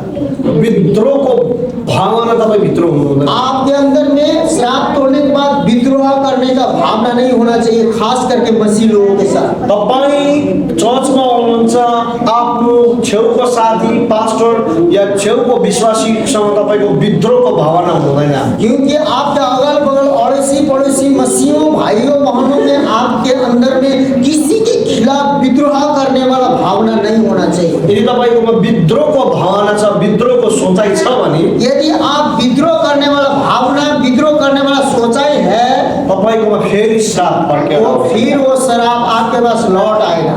यो चाहिँ परमेश्वरले फर्काएको होइन, वो परमेश्वर ने लौटाया नहीं है। त्यो प्रार्थना गर्ने मान्छेले अधुरो प्रार्थना गरिदिएको पनि होइन। ये प्रार्थना करने वाला या श्राप तोड़ने वाला व्यक्ति ने अधूरा काम करके भी नहीं गया है, तपाईँ आफै फर्काइल्याएको। परंतु आपने उसको खुद लौटा लाया है। चुम्बकले जसरी फलाउन तान्नु स्वाभाविक कुरो हो। जैसे कि एक चुम्बक के सामने लोहा को रखेंगे तो वो अपने आप खींचता है, वो स्वाभाविक बात है। यो कुरोले चाहिँ श्रापलाई तान्नु चाहिँ स्वाभाविक कुरो। हाँ, इसी प्रकार का जो व्यवहार है उससे जो श्राप है जो लौट आकर उसको खींचना स्वाभाविक है। भजन संहिता 68 को 6।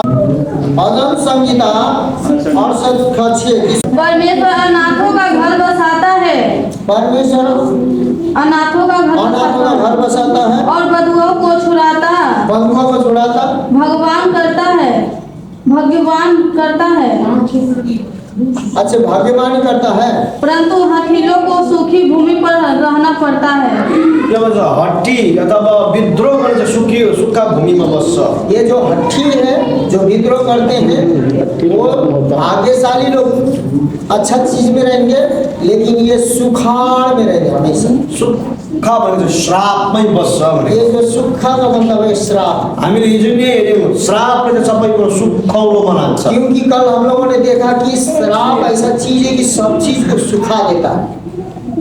हितोपदेश 17 को 11। ये नीति वचन 17 का 11। बुरा मनुष्य दंगे ही का यत्न करता है, दंगाई का यातना करता है, इसलिए उसके पास पूरा दूत भेजा जाएगा। पूरा गुरूर मतलब पूरा दूत को भेजा जाएगा। अब दंगाई भनेको खासमा चाहिँ यो हिन्दीको ट्रान्सलेसन हो, तर हाम्रोमा चाहिँ विद्रोह भनेको छ। क्योंकि ये हिंदी जो ट्रांसलेशन है दंगाई कहा गया है, लेकिन हमारे जो बाइबल में है विद्रोह, विरोध करना लिखा है। रिबेल भनेको छ, विद्रोह भनेको। रिबेल का मतलब विद्रोह कहा गया है। अनि विद्रोहले चाहिँ एकदमै श्राप लिएर आउँछ। क्योंकि विरोध जो करता है वो रिसले डल्लै तपाईको श्राप फर्काउँछ। नंबर 4 जो है आपका जो क्रोध है, वो क्रोध तोड़ा हुआ श्राप को पूरी रीति से लौटा लिया है आपके पास। घरमा भात ढिलो बोलिदियो भनेर भातमा पनि भाँडा राख्दै होइन। अब घर में ऐसा नहीं होना चाहिए कि बीवी खाना जल्दी नहीं दी बोल के बर्तन हड़िए लाल से मार के नहीं फेंक दीजिए।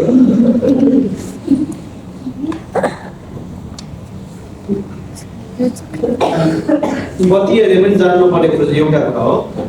और पति लोगों को भी समझने का एक जो बात है जो महत्वपूर्ण, बाइबलले पतिको आदर गर भनेको छ।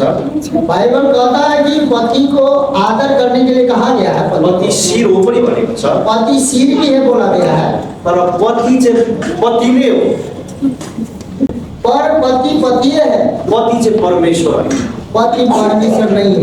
अनि उसले पनि स्त्रीलाई दबाएर कुटेर अन्याय चाहिँ गर्न दिएको छैन बाइबल। क्योंकि बाइबल में भी ये बातों को जाहिर नहीं किया है अपने पत्नी को दबाए और पीटे कूटे और अन्याय करे, ऐसा बाइबल में नहीं लिखा है। बाइबलले चाहिँ जोग्या भन्छ। क्योंकि बाइबल में ऐसा लिखा है परमेश्वर के वचन में, अपने परिवार को बचाओ और उसको सुरक्षा करो, अपने पत्नी को बोला है। पहिलो पत्रुस 3:7 पहला पत्रस 3:7 को लिखिए।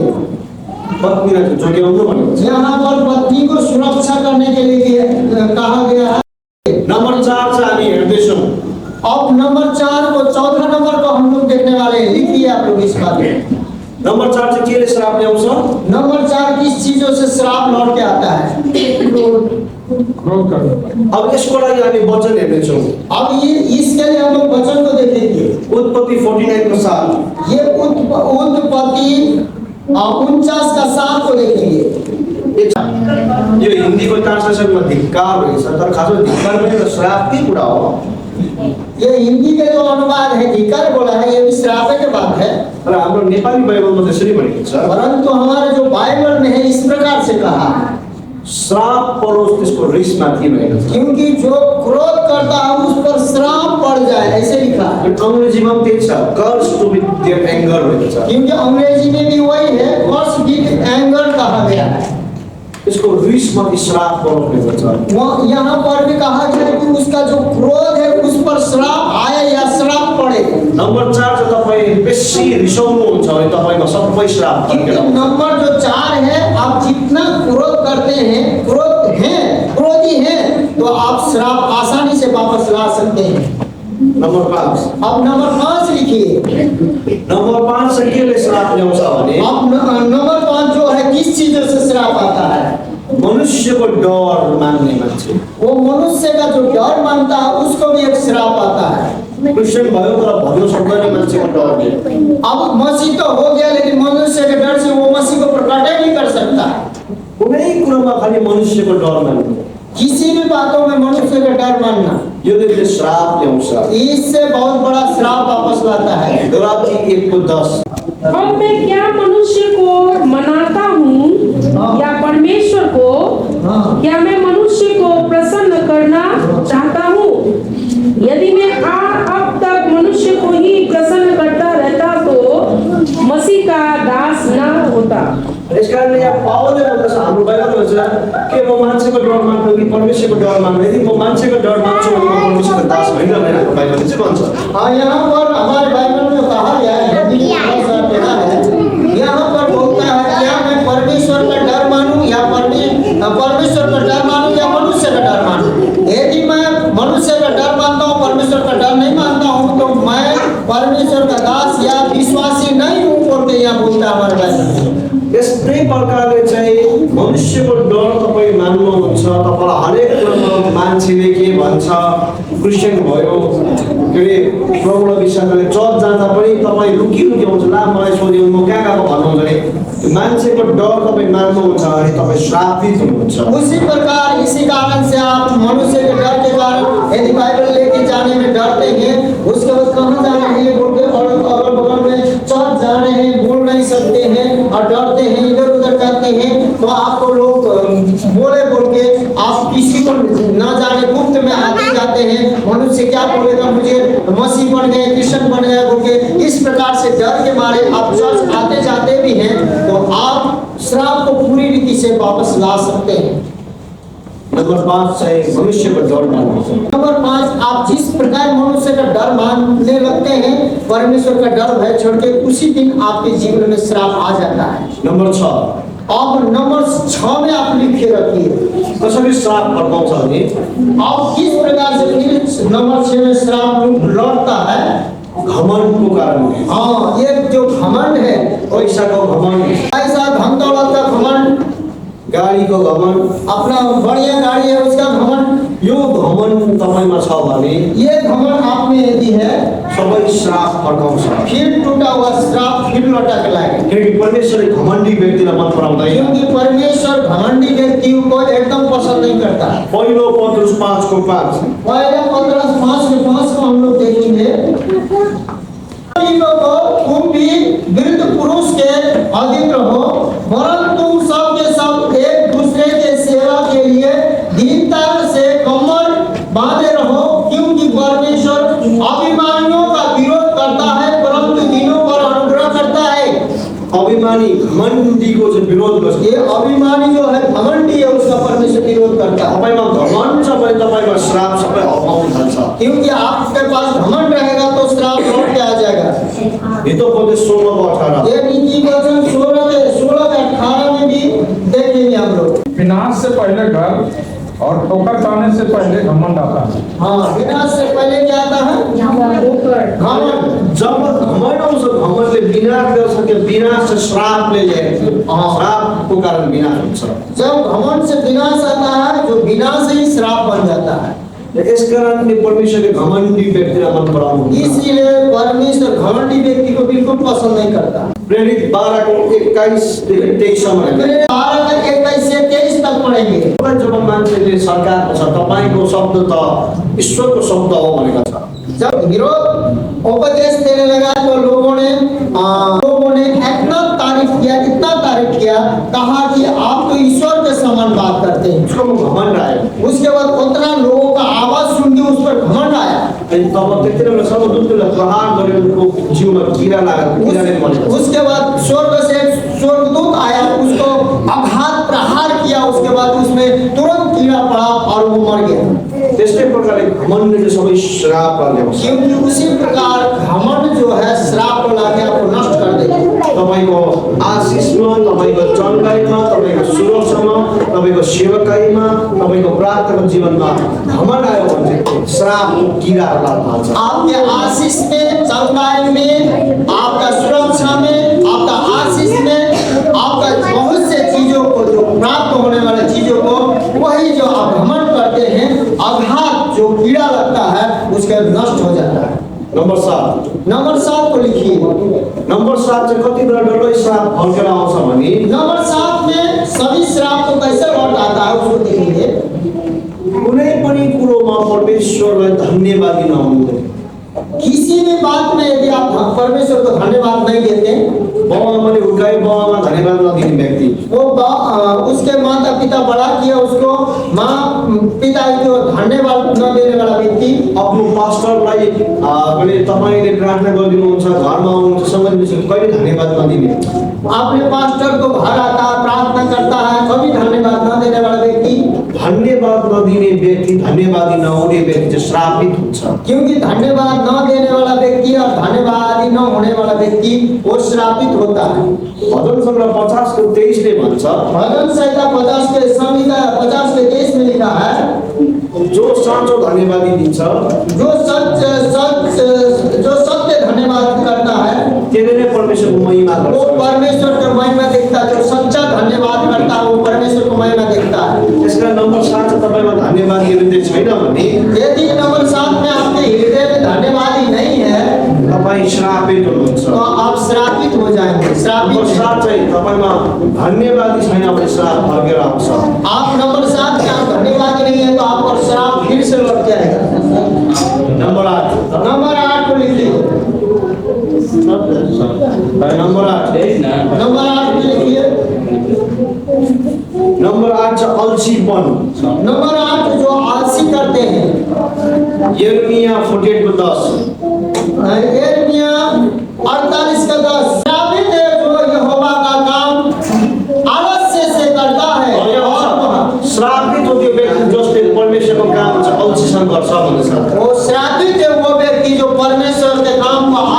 से करता है। नम्बर 8 छ अल्छीपन। सुन्नुहोस् यहाँ मलाई हेर्नुहोस्। जो नंबर 8 है आलसीपन, मेरे ओर ताकिए। मण्डली तपाईको अल्छीपनले तपाईको जीवनमा डल्लै श्राप फर्काउने आउँछ। क्योंकि आपका आलसीपन, जो परमेश्वर से काम करने के लिए आलसी करते हैं, उनको पूरी रीति से श्रापित है और वो श्राप लौट के आएगा। त्यो अल्छीपनको तपाईको आदत हटेर त्यसले श्राप ल्याउँछ। वो आलसीपन का जो परमेश्वर की महिमा करने के लिए आलसीपन का आदत आपको नहीं हटेगा तो आप पर श्राप लौट आएगा। हितोपदेश 18:10। नीति वचन 18:10 को भी हम लोग देखेंगे, लिखिए रखिए। नीति वचन 18:10। नाम दृढ़ गढ़ है, धर्मी उसमें भागकर सब दुर्घटनाओं से बचता है। हाँ, यहोवा का नाम दृढ़ गढ़ है और धर्मी उसमें भागकर धर्मी उसमें भाग कर बच सकता है, सब दुर्घटनाओं से बचता है। सब घटनाओं से बचता है। घमण्डलाई छोड्यो भने मात्रै आशिष आउँछ भनेको। घमंड छोड़ने के बाद आप परमेश्वर के सुरक्षा में चले जाते हैं। तर यदि घमण्ड छ भने सबै घमण्डले चाहिँ सुरक्षा लान्छ। परंतु ये जो वचन पढ़ा गया है अल्छीपन आलसीपन से, परमेश्वर की सेवा करने में आलसी, परमेश्वर में इन्वेस्ट करने वाला आलसी से आपका सारा जो परमेश्वर का सुरक्षा वो खींच के ले जाता है। नम्बर 9 चाहिँ कसरी डल्लै श्राप फर्किन्छ भन्दाखेरि अब नंबर 9 में श्राप, फिर जो टूटा हुआ श्राप कैसे वापस आता है। अर्काको कमजोरी तपाईँले चाल पाउनुभयो तर त्यो कमजोरी छ सबैको अगाडि खुल्लस्त नाङ्गो पार्नु भने तपाईँमा श्राप फर्किन्छ। अब मान लीजिए किसी का कमजोरी आपको पता चला और वो पता चला लेकिन वो दूसरों को जाकर उसको पूरा सुना देते हैं, उसका बदनामी कर देते हैं, तो भी श्राप लौट के आता है। उत्पत्ति 9 को उत्पत्ति 9 का 24 अनि 25 हामी हेर्छौँ। उत्पत्ति 9 का 24 और 25 देखेंगे। नोआले आफ्नो छोरा कनानलाई श्राप दिँदैछ। यह जो नुआ है, वो जो नुआ है अपने बेटे कनान को श्राप दे रहा है। अनि बाइबलमा हामी जब मोसाले प्रतिज्ञा गरेको देशमा हेर्नु जाँदा त्यहाँनिर त्यो सिपाहीहरूले जासुसरी भन्छ त्यता कनानीहरू छ, दैत्यहरू छ भन्छ। यह बाइबल कहता है जब मूसा अपने लोगों को भेजता है तो वो प्रतिज्ञा के देश में जा, तो वहां पर अपने जो इस्राएली लोग जाते हैं, जासूस लोग जाते हैं, तो कनानी लोग कहते हैं कि वहाँ बड़े बड़े राक्षस रहते हैं। किन त्यस्तो भइरहेको? क्यों ऐसा हुआ है? लोग श्रापले गर्दाखेरि श्राप के कारण बड़े बड़े राक्षस के समान हो गए कनानीहरू। कनानी लोग। किन क्यों श्रापित भयो? क्यों श्रापित हुए? नोआ चाहिँ दाखरस पिएर मातेर भुइँमा लडिरहेको थियो। क्योंकि नुआ जो है दाख रस पीकर मत्थु हो गया था और वो बेहोश होकर गिर गया था। कनानले चाहिँ आफ्नो नङ्गता देख्छ। जो कनान है उसका पुत्र रहता है, वो नंगे अपने पिताजी को सोते हुए देखता है। अनि बाहिर आएर भन्छ कि बौद्ध नाङ्गै रहेछ मानेर, अनि दुईटा अर्को छोराले चाहिँ मुख पुता भनेर लगेर सबै ढाकिदिन्छ। उसके बाद 2 और भाई रहते हैं, उसको बाहर आके हल्ला करता है, सुनो सुनो सुनो पापा तो नंगे सोए हुए करके जब वो हल्ला करते जाता है तो दोनों पुत्र आते हैं, एक कुछ लिए आते हैं चादर उधर, तो इधर मुंह करके ऐसे ले जाके अपने पिताजी को नंगा तक ढाक देता है। कनानले नाङ्गता हेर्दा ऊ श्रापित भएको होइन। कनान नंगाता देखने के कारण श्रापित नहीं हुआ है, तर त्यो बाउको नङ्गता देखेर चाहिँ बाहिरो भन्दा चाहिँ ऊ श्रापित भयो। क्योंकि कनान जो है अपने पिताजी के नंगाता को देखकर श्रापित नहीं हुआ है, लेकिन नंगाता को देखकर जाके बाहर हल्ला किया, इसीलिए वो श्रापित हुआ है। तपाईले पनि अर्काको नङ्गता, अर्काको कमजोरी, अर्काको पाप, अर्काको गल्ती देखेर भने ढाकिदिनुहोस्। बाहिर समाजमा भन्नु थाल्नुभयो, हल्ला गर्नु, तपाईँ श्रापित हुनुहुन्छ। क्योंकि आप भी दूसरे के नंगाता, शर्मिंदा, पाप, अपराध जो भी हो, गलती, अधर्म आप देखते हैं तो उसको हल्ला मत कीजिए, उसको ढाक दीजिए, नहीं तो आप हल्ला कीजिएगा तो श्राप फिर से लौट आएगा। अब हम लोग नंबर 10 को देखेंगे। नम्बर 10 चाहिँ परमेश्वरको दासहरूलाई सहायता गर्नु मन नपराउने व्यक्तिमा डल्लै श्राप पर्छ। क्योंकि नंबर 10 है जो परमेश्वर का दास दासी को जो सहायता नहीं करते हैं उसके लिए भी बहुत बड़ा श्राप आता है। न्यायकर्ता 5:23 हामी एकसाथ पढ्नेछौँ। न्यायों का पुस्तक 5:23। परम प्रभुले मेरोसलाई श्राप श्राप श्राप भन्छ। परम प्रभु परमेश्वर यहोवा ने कहा कि उसको श्राप हो, उसको उसको श्राप हो। मेरोसलाई श्राप दिनेछ। मेरोस जो है मेरोस है उसको श्राप रहा है। किनभने परमेश्वरलाई सघाएन भन्दैछ। क्योंकि वह यहाँ पर वचन बोलता है कि उसने परमेश्वर को सहायता नहीं किया। त्यो समय चाहिँ दबोरा चाहिँ परमेश्वरको दासी थियो। क्योंकि उस समय दबोरा जो भविष्यवक्तिनी थी वो परमेश्वर के दासी थी। दबोरालाई सहायता नगर्नु त मेरोसलाई श्राप दिएको छ। क्योंकि परमेश्वर ने कहा जब दबोरा को जो भविष्यवक्तिनी को सहायता न करने के कारण परमेश्वर यहोवा स्वयं श्राप दे रहा है और श्राप बोलने के लिए कह रहा है। तपाईले साँचो प्रभुको दासदासी साँचो सेवकलाई दुःख र कष्टमा देखेर पनि तपाईले सहायता गर्नु भएन भने तपाईँ श्रापित हुनुहुन्छ। यदि आप सच्चा दास दासी जो परमेश्वर के लिए सेवा कर रहे हैं उनको दुख में तकलीफ में देखकर भी आप सहायता नहीं करते हैं तो आप पूरी रीति से श्रापित हैं। नंबर 11 शैतानलाई मौका दिनु हुँदैन। शैतान को मौका नहीं देना है। तपाईको सोचाइमा, आपके सोच में, धेरैमा, आपके देखने में, बोलीमा, सुनाई में, विचारमा, ये विचार जो सोच में शैतानलाई मौका दिनु हुँदैन। शैतान को कभी भी मौका नहीं देना है। अहिले हातमा मोबाइल छ, अभी तो हाथ में बहुत मोबाइल है। तपाईले घिनलाग्दो बेविचारको कुराहरू हेर्नु भएको। आप पूरे घिन वाला बेविचार के बातों को नहीं देखना है। यो शैतानलाई मौका दिएको। क्योंकि ये जो आप करेंगे तो आप सीधे शैतान को मौका दे रहे हैं। बाइबलले भन्छ शैतानलाई मौका नदिए। बाइबल कहता है कि शैतान को मौका मत दो। इफिसी 4:27 इफिसी 4:27 आप लिख लीजिए। मौका नदेऊ। यहाँ पर बस यही कहा कि शैतान को अवसर न दो। तपाईले आफ्नो सोच विचारमा शैतानलाई मौका दिनु हुँदैन। आप अपने सोच विचार में शैतान को मौका नहीं देना है। यसको चाहिँ बाइबलको भर छैन। ये नंबर 12 में बाइबल का पद नहीं है, यो चाहिँ अनुभवमा हो। लेकिन ये अनुभव में बताया गया है। मेरो मिनिस्ट्रीको अनुभवमा ये आपका मेरा पर्सनल सेवकाई का अनुभव है। नम्बर 12 चाहिँ नंबर 12 कति बेला श्राप फर्किन्छ भने इस समय श्राप लौट आता है जब कुनै पनि गीत तपाईले यस्तो गीत सुन्नुहुन्छ जब किसी भी प्रकार का ऐसा अनैतिकता जो गीत आप सुनते हैं, जो चाहिँ ड्रग्स खाएर गीत गाएको छ, जो ड्रग्स एडिशन लोग गाते हैं, बेविचारको कुराहरू गर्दै, जो बेविचार को गीत में बेविचार का बात बोला जाता है, जो मातेर गाउँदैछ, जो नशा में पीकर गा रहा है, त्यो गीत तपाईले घरमा बजाउनुहुन्छ भने वो जी गीत को आप जब बजाते हैं, त्यो गानाद्वारा फेरि डबल श्राप तपाईमा फर्किन्छ। वो गाना के द्वारा सारा आप क्या बोलते हैं, वो गाना के द्वारा वो श्राप घर में घुस जाए। तो नम्बर 13 पनि यो बाइबलको भर्स छैन, नंबर 13 भी बाइबल का वर्ष नहीं है, लेकिन लिखिए रखिए। तर यो अनुभवद्वारा बोलेको मैले ये मैं अनुभव के द्वारा आपको बोल दे रहा हूँ। बाइबलको भर्स छैन भन्नु त मिल्दैन। यहाँ पर बाइबल का वर्ष नहीं है, ये ऐसा कहना हमें शोभा नहीं दे रहा है, नहीं मिलता है।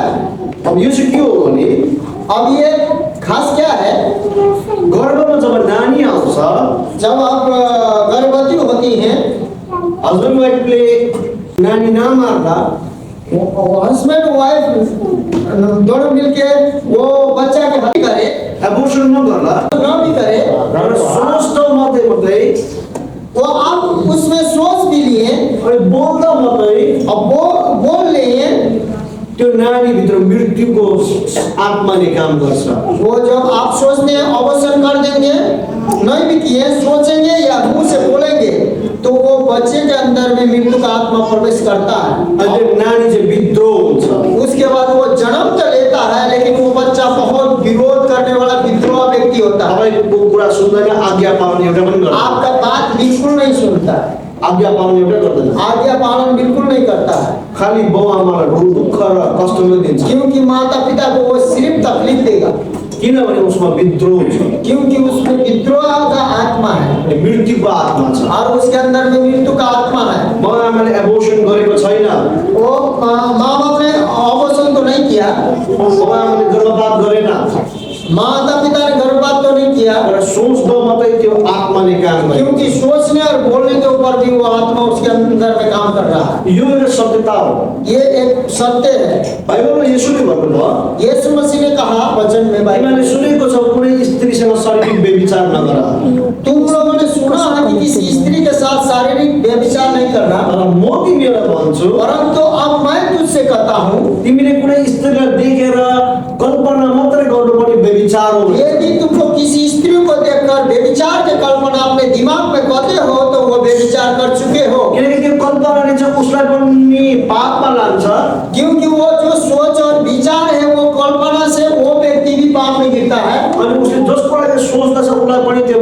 मृत्युको आत्माले पक्रिन्छ। क्योंकि जिसके लिए वो सोच रहा है उसके लिए भी मृत्यु का आत्मा उसके अंदर में प्रवेश करा देता यस्तै है। प्रकारले नानी जब गर्भमा आउँछ, इसी प्रकार से जब बच्चा किसी गर्भ में आता है, बाबुआमाले नगर्ला माँ बाप अबोर्शन न भी करे, तर सोच्न र बोल्न मात्रै परंतु नानीमा वो मृत्युको दिमाग में आत्मा आउँछ। सोचते हैं और बोलते हैं कि मैं अबोर्शन करूंगा, तो वो मृत्यु का आत्मा आ जाता है। अनि यो कोठामा तपाईँ यदि कोही हुनुहुन्छ, तपाईँको गर्भमा नानी आउँदाखेरि अबोर्सन गर्ने सोच्नु भएको छ भने भोलिको दिन तपाईँले पश्चाताप हुनुपर्छ। क्योंकि ऐसा कोई है, रूम में कोई व्यक्ति ऐसा है, तो कल यदि आपने अबोर्शन करना सोचा है या तो अबोर्शन आपने किया है, तो आपको कल बंधन तोड़ने से पहले आपको पश्चाताप करना होगा।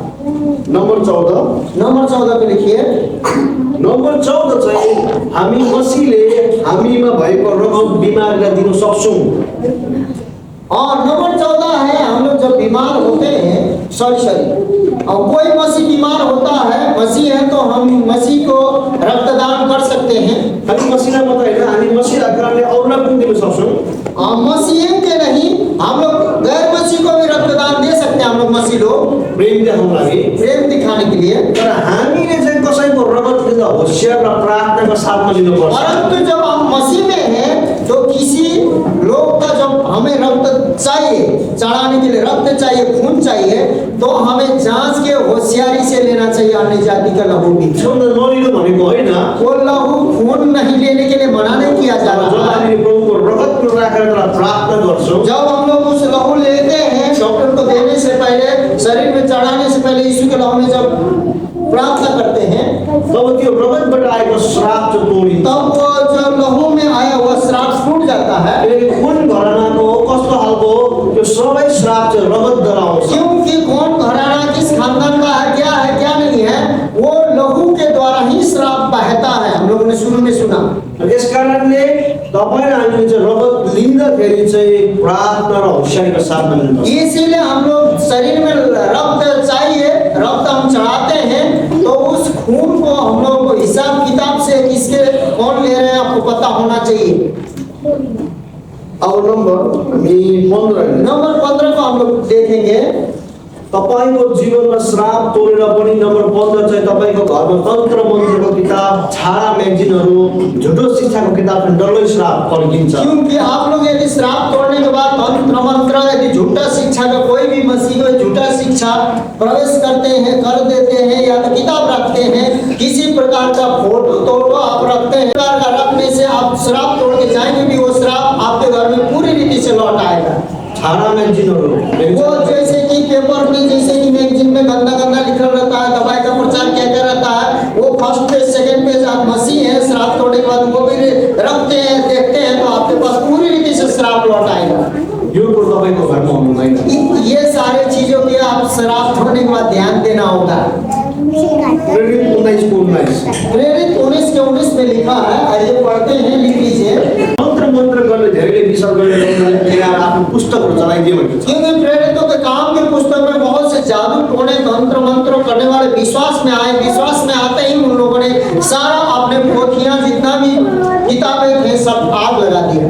तपाईकोमा जति पनि आज भविष्य देखाउने, ग्रह नक्सा देखाउने किताबहरू छन्, जलाउनुपर्छ। आज जितना भी आप लोग, जितने भी भविष्य देखाने, तंत्र मंत्र करने वाले, चढ़ावे कौन है, जब आप श्राप तोड़ के जाते हैं तो आपको जलाना होगा। त्यो डल्लै पुस्तक चाहिँ तपाईको श्राप हुन्छ।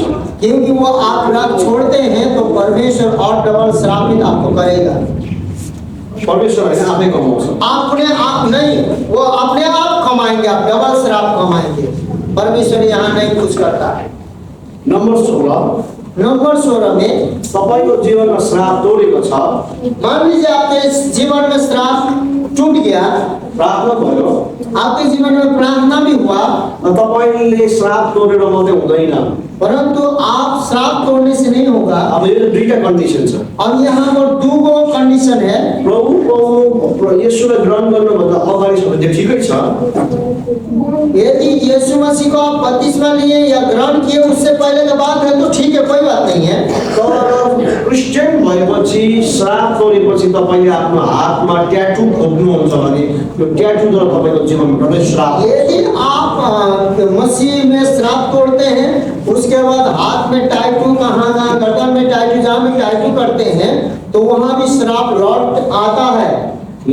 19:28। यहाँ पर ये भी लय व्यवस्था जो पुस्तक 19:28 में लिखी है।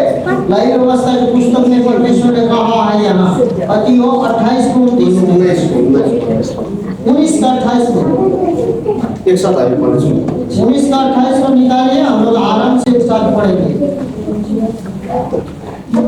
निकालिए, जितने लोग निकालिए पढ़ते हैं। मुर्दों के कारण अपने शरीर को बिल्कुल न चीरना और न उसमें छाप लगाना, मैं यहोवा हूँ। क्या भन्छ मरेको मान्छेको नाममा ट्याटू नबनाउनु र नचिर्नु भन्छ। यहाँ पर मृत्यु के लोगों के नाम में कुछ भी नहीं करने के लिए, टैटू को न करने के लिए, उसके शोक में देह को न काटने के लिए, या तो उसके नक्शा न बना, ये सारे चीज मना करता है। यदि ऐसा मसीह में आप करते हैं तो फिर श्राप लौट आएगा। यो चाहिँ तपाईको जीवनमा श्राप पर्काउँछ। ये जो बात आप करते हैं तो इससे आपके जीवन में जितना थोड़ा वो श्राप सब वापस आएगा।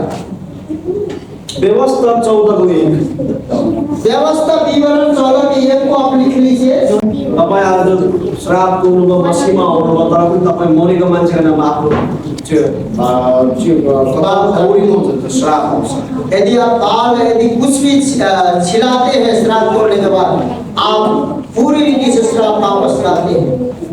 तपाईँ आफै ल्याएको वो परमेश्वर ने दिया, वो अपने मर्जी से आप लाए हैं, आप हटा नहीं सकते लाए हैं। नम्बर 17।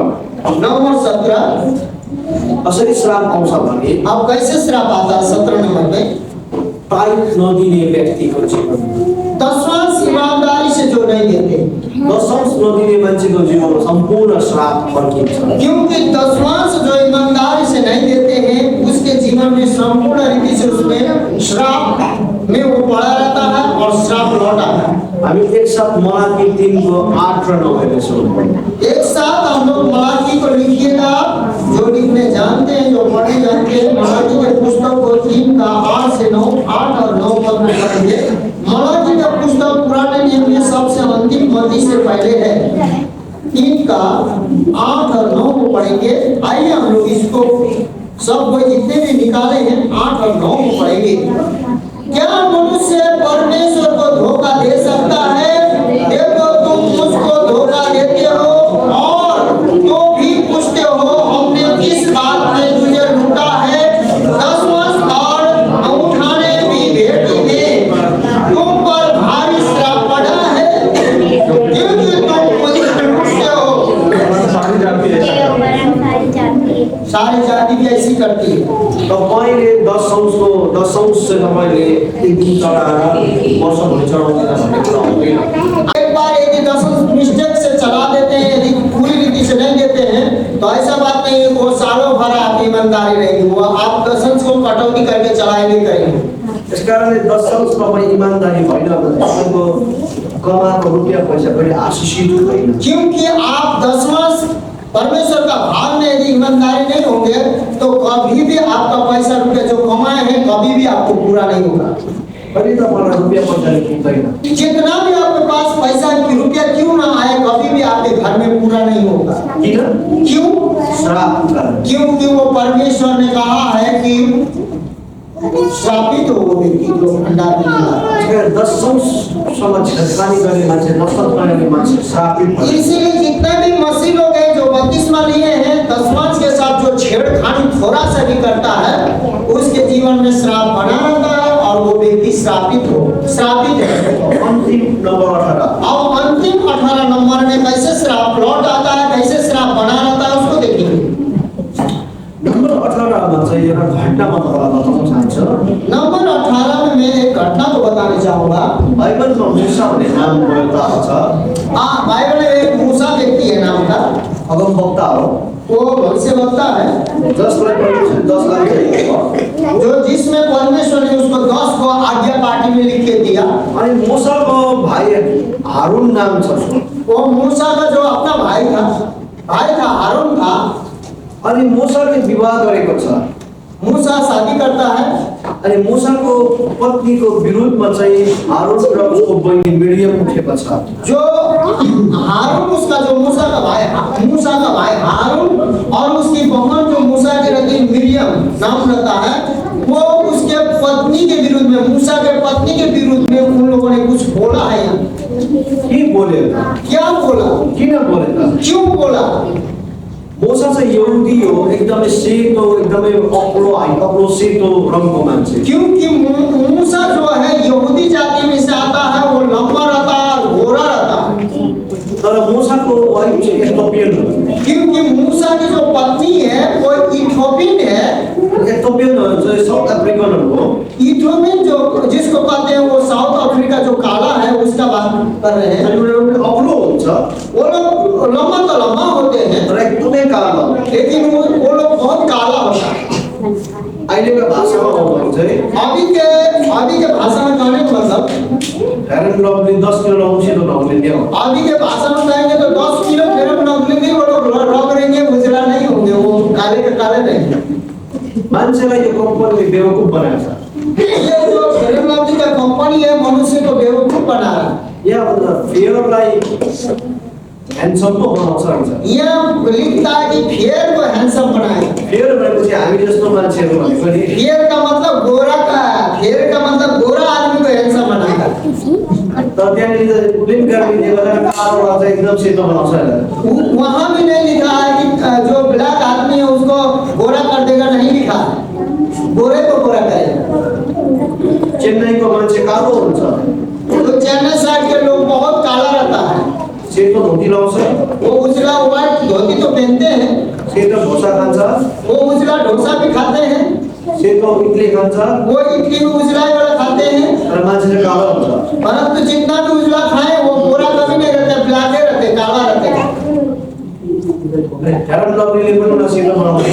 वो जितना भी वो फेयर लवली लगाए वो कुछ भी उजला नहीं होगा। मूसाको बुढी पनि कालो थियो, वो मूसा का जो पत्नी है वैसे ही काली थी, इथियोपियन थियो। वो जो काला वाला लोगों में से जाति में से थी। अनि त्यति मात्र इथियोपियनको त्यसरी ओठ पल्टेको हुन्छ, ठुलो हुन्छ। जो इथियोपियन लोगों का जो स्त्री का है उसका होंठ है बहुत बड़ा रहता है, ऐसे पलटा हो रहा है।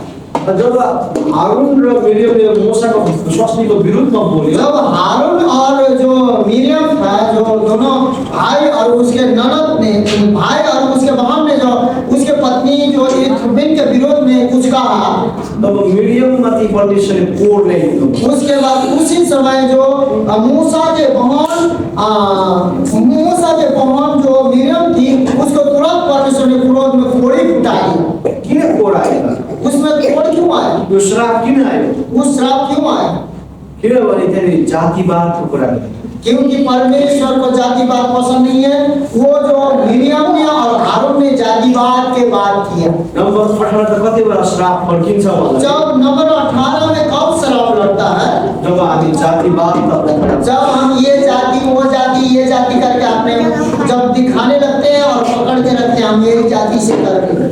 तपाईँ जब चर्चभित्र आउनुहुन्छ, जब आप इस चर्च में आते हैं, शुद्ध अशुद्ध क्षुद्र केही पनि हुँदैन। क्योंकि यह चर्च में शुद्ध अशुद्ध क्षुद्र और बढ़िया कोई नहीं होता। अनि ब्राह्मण या क्षत्रिय भन्ने कुरा आउँदैन। यहाँ ब्राह्मण और क्षेत्रीय राजपूत का बात नहीं आता।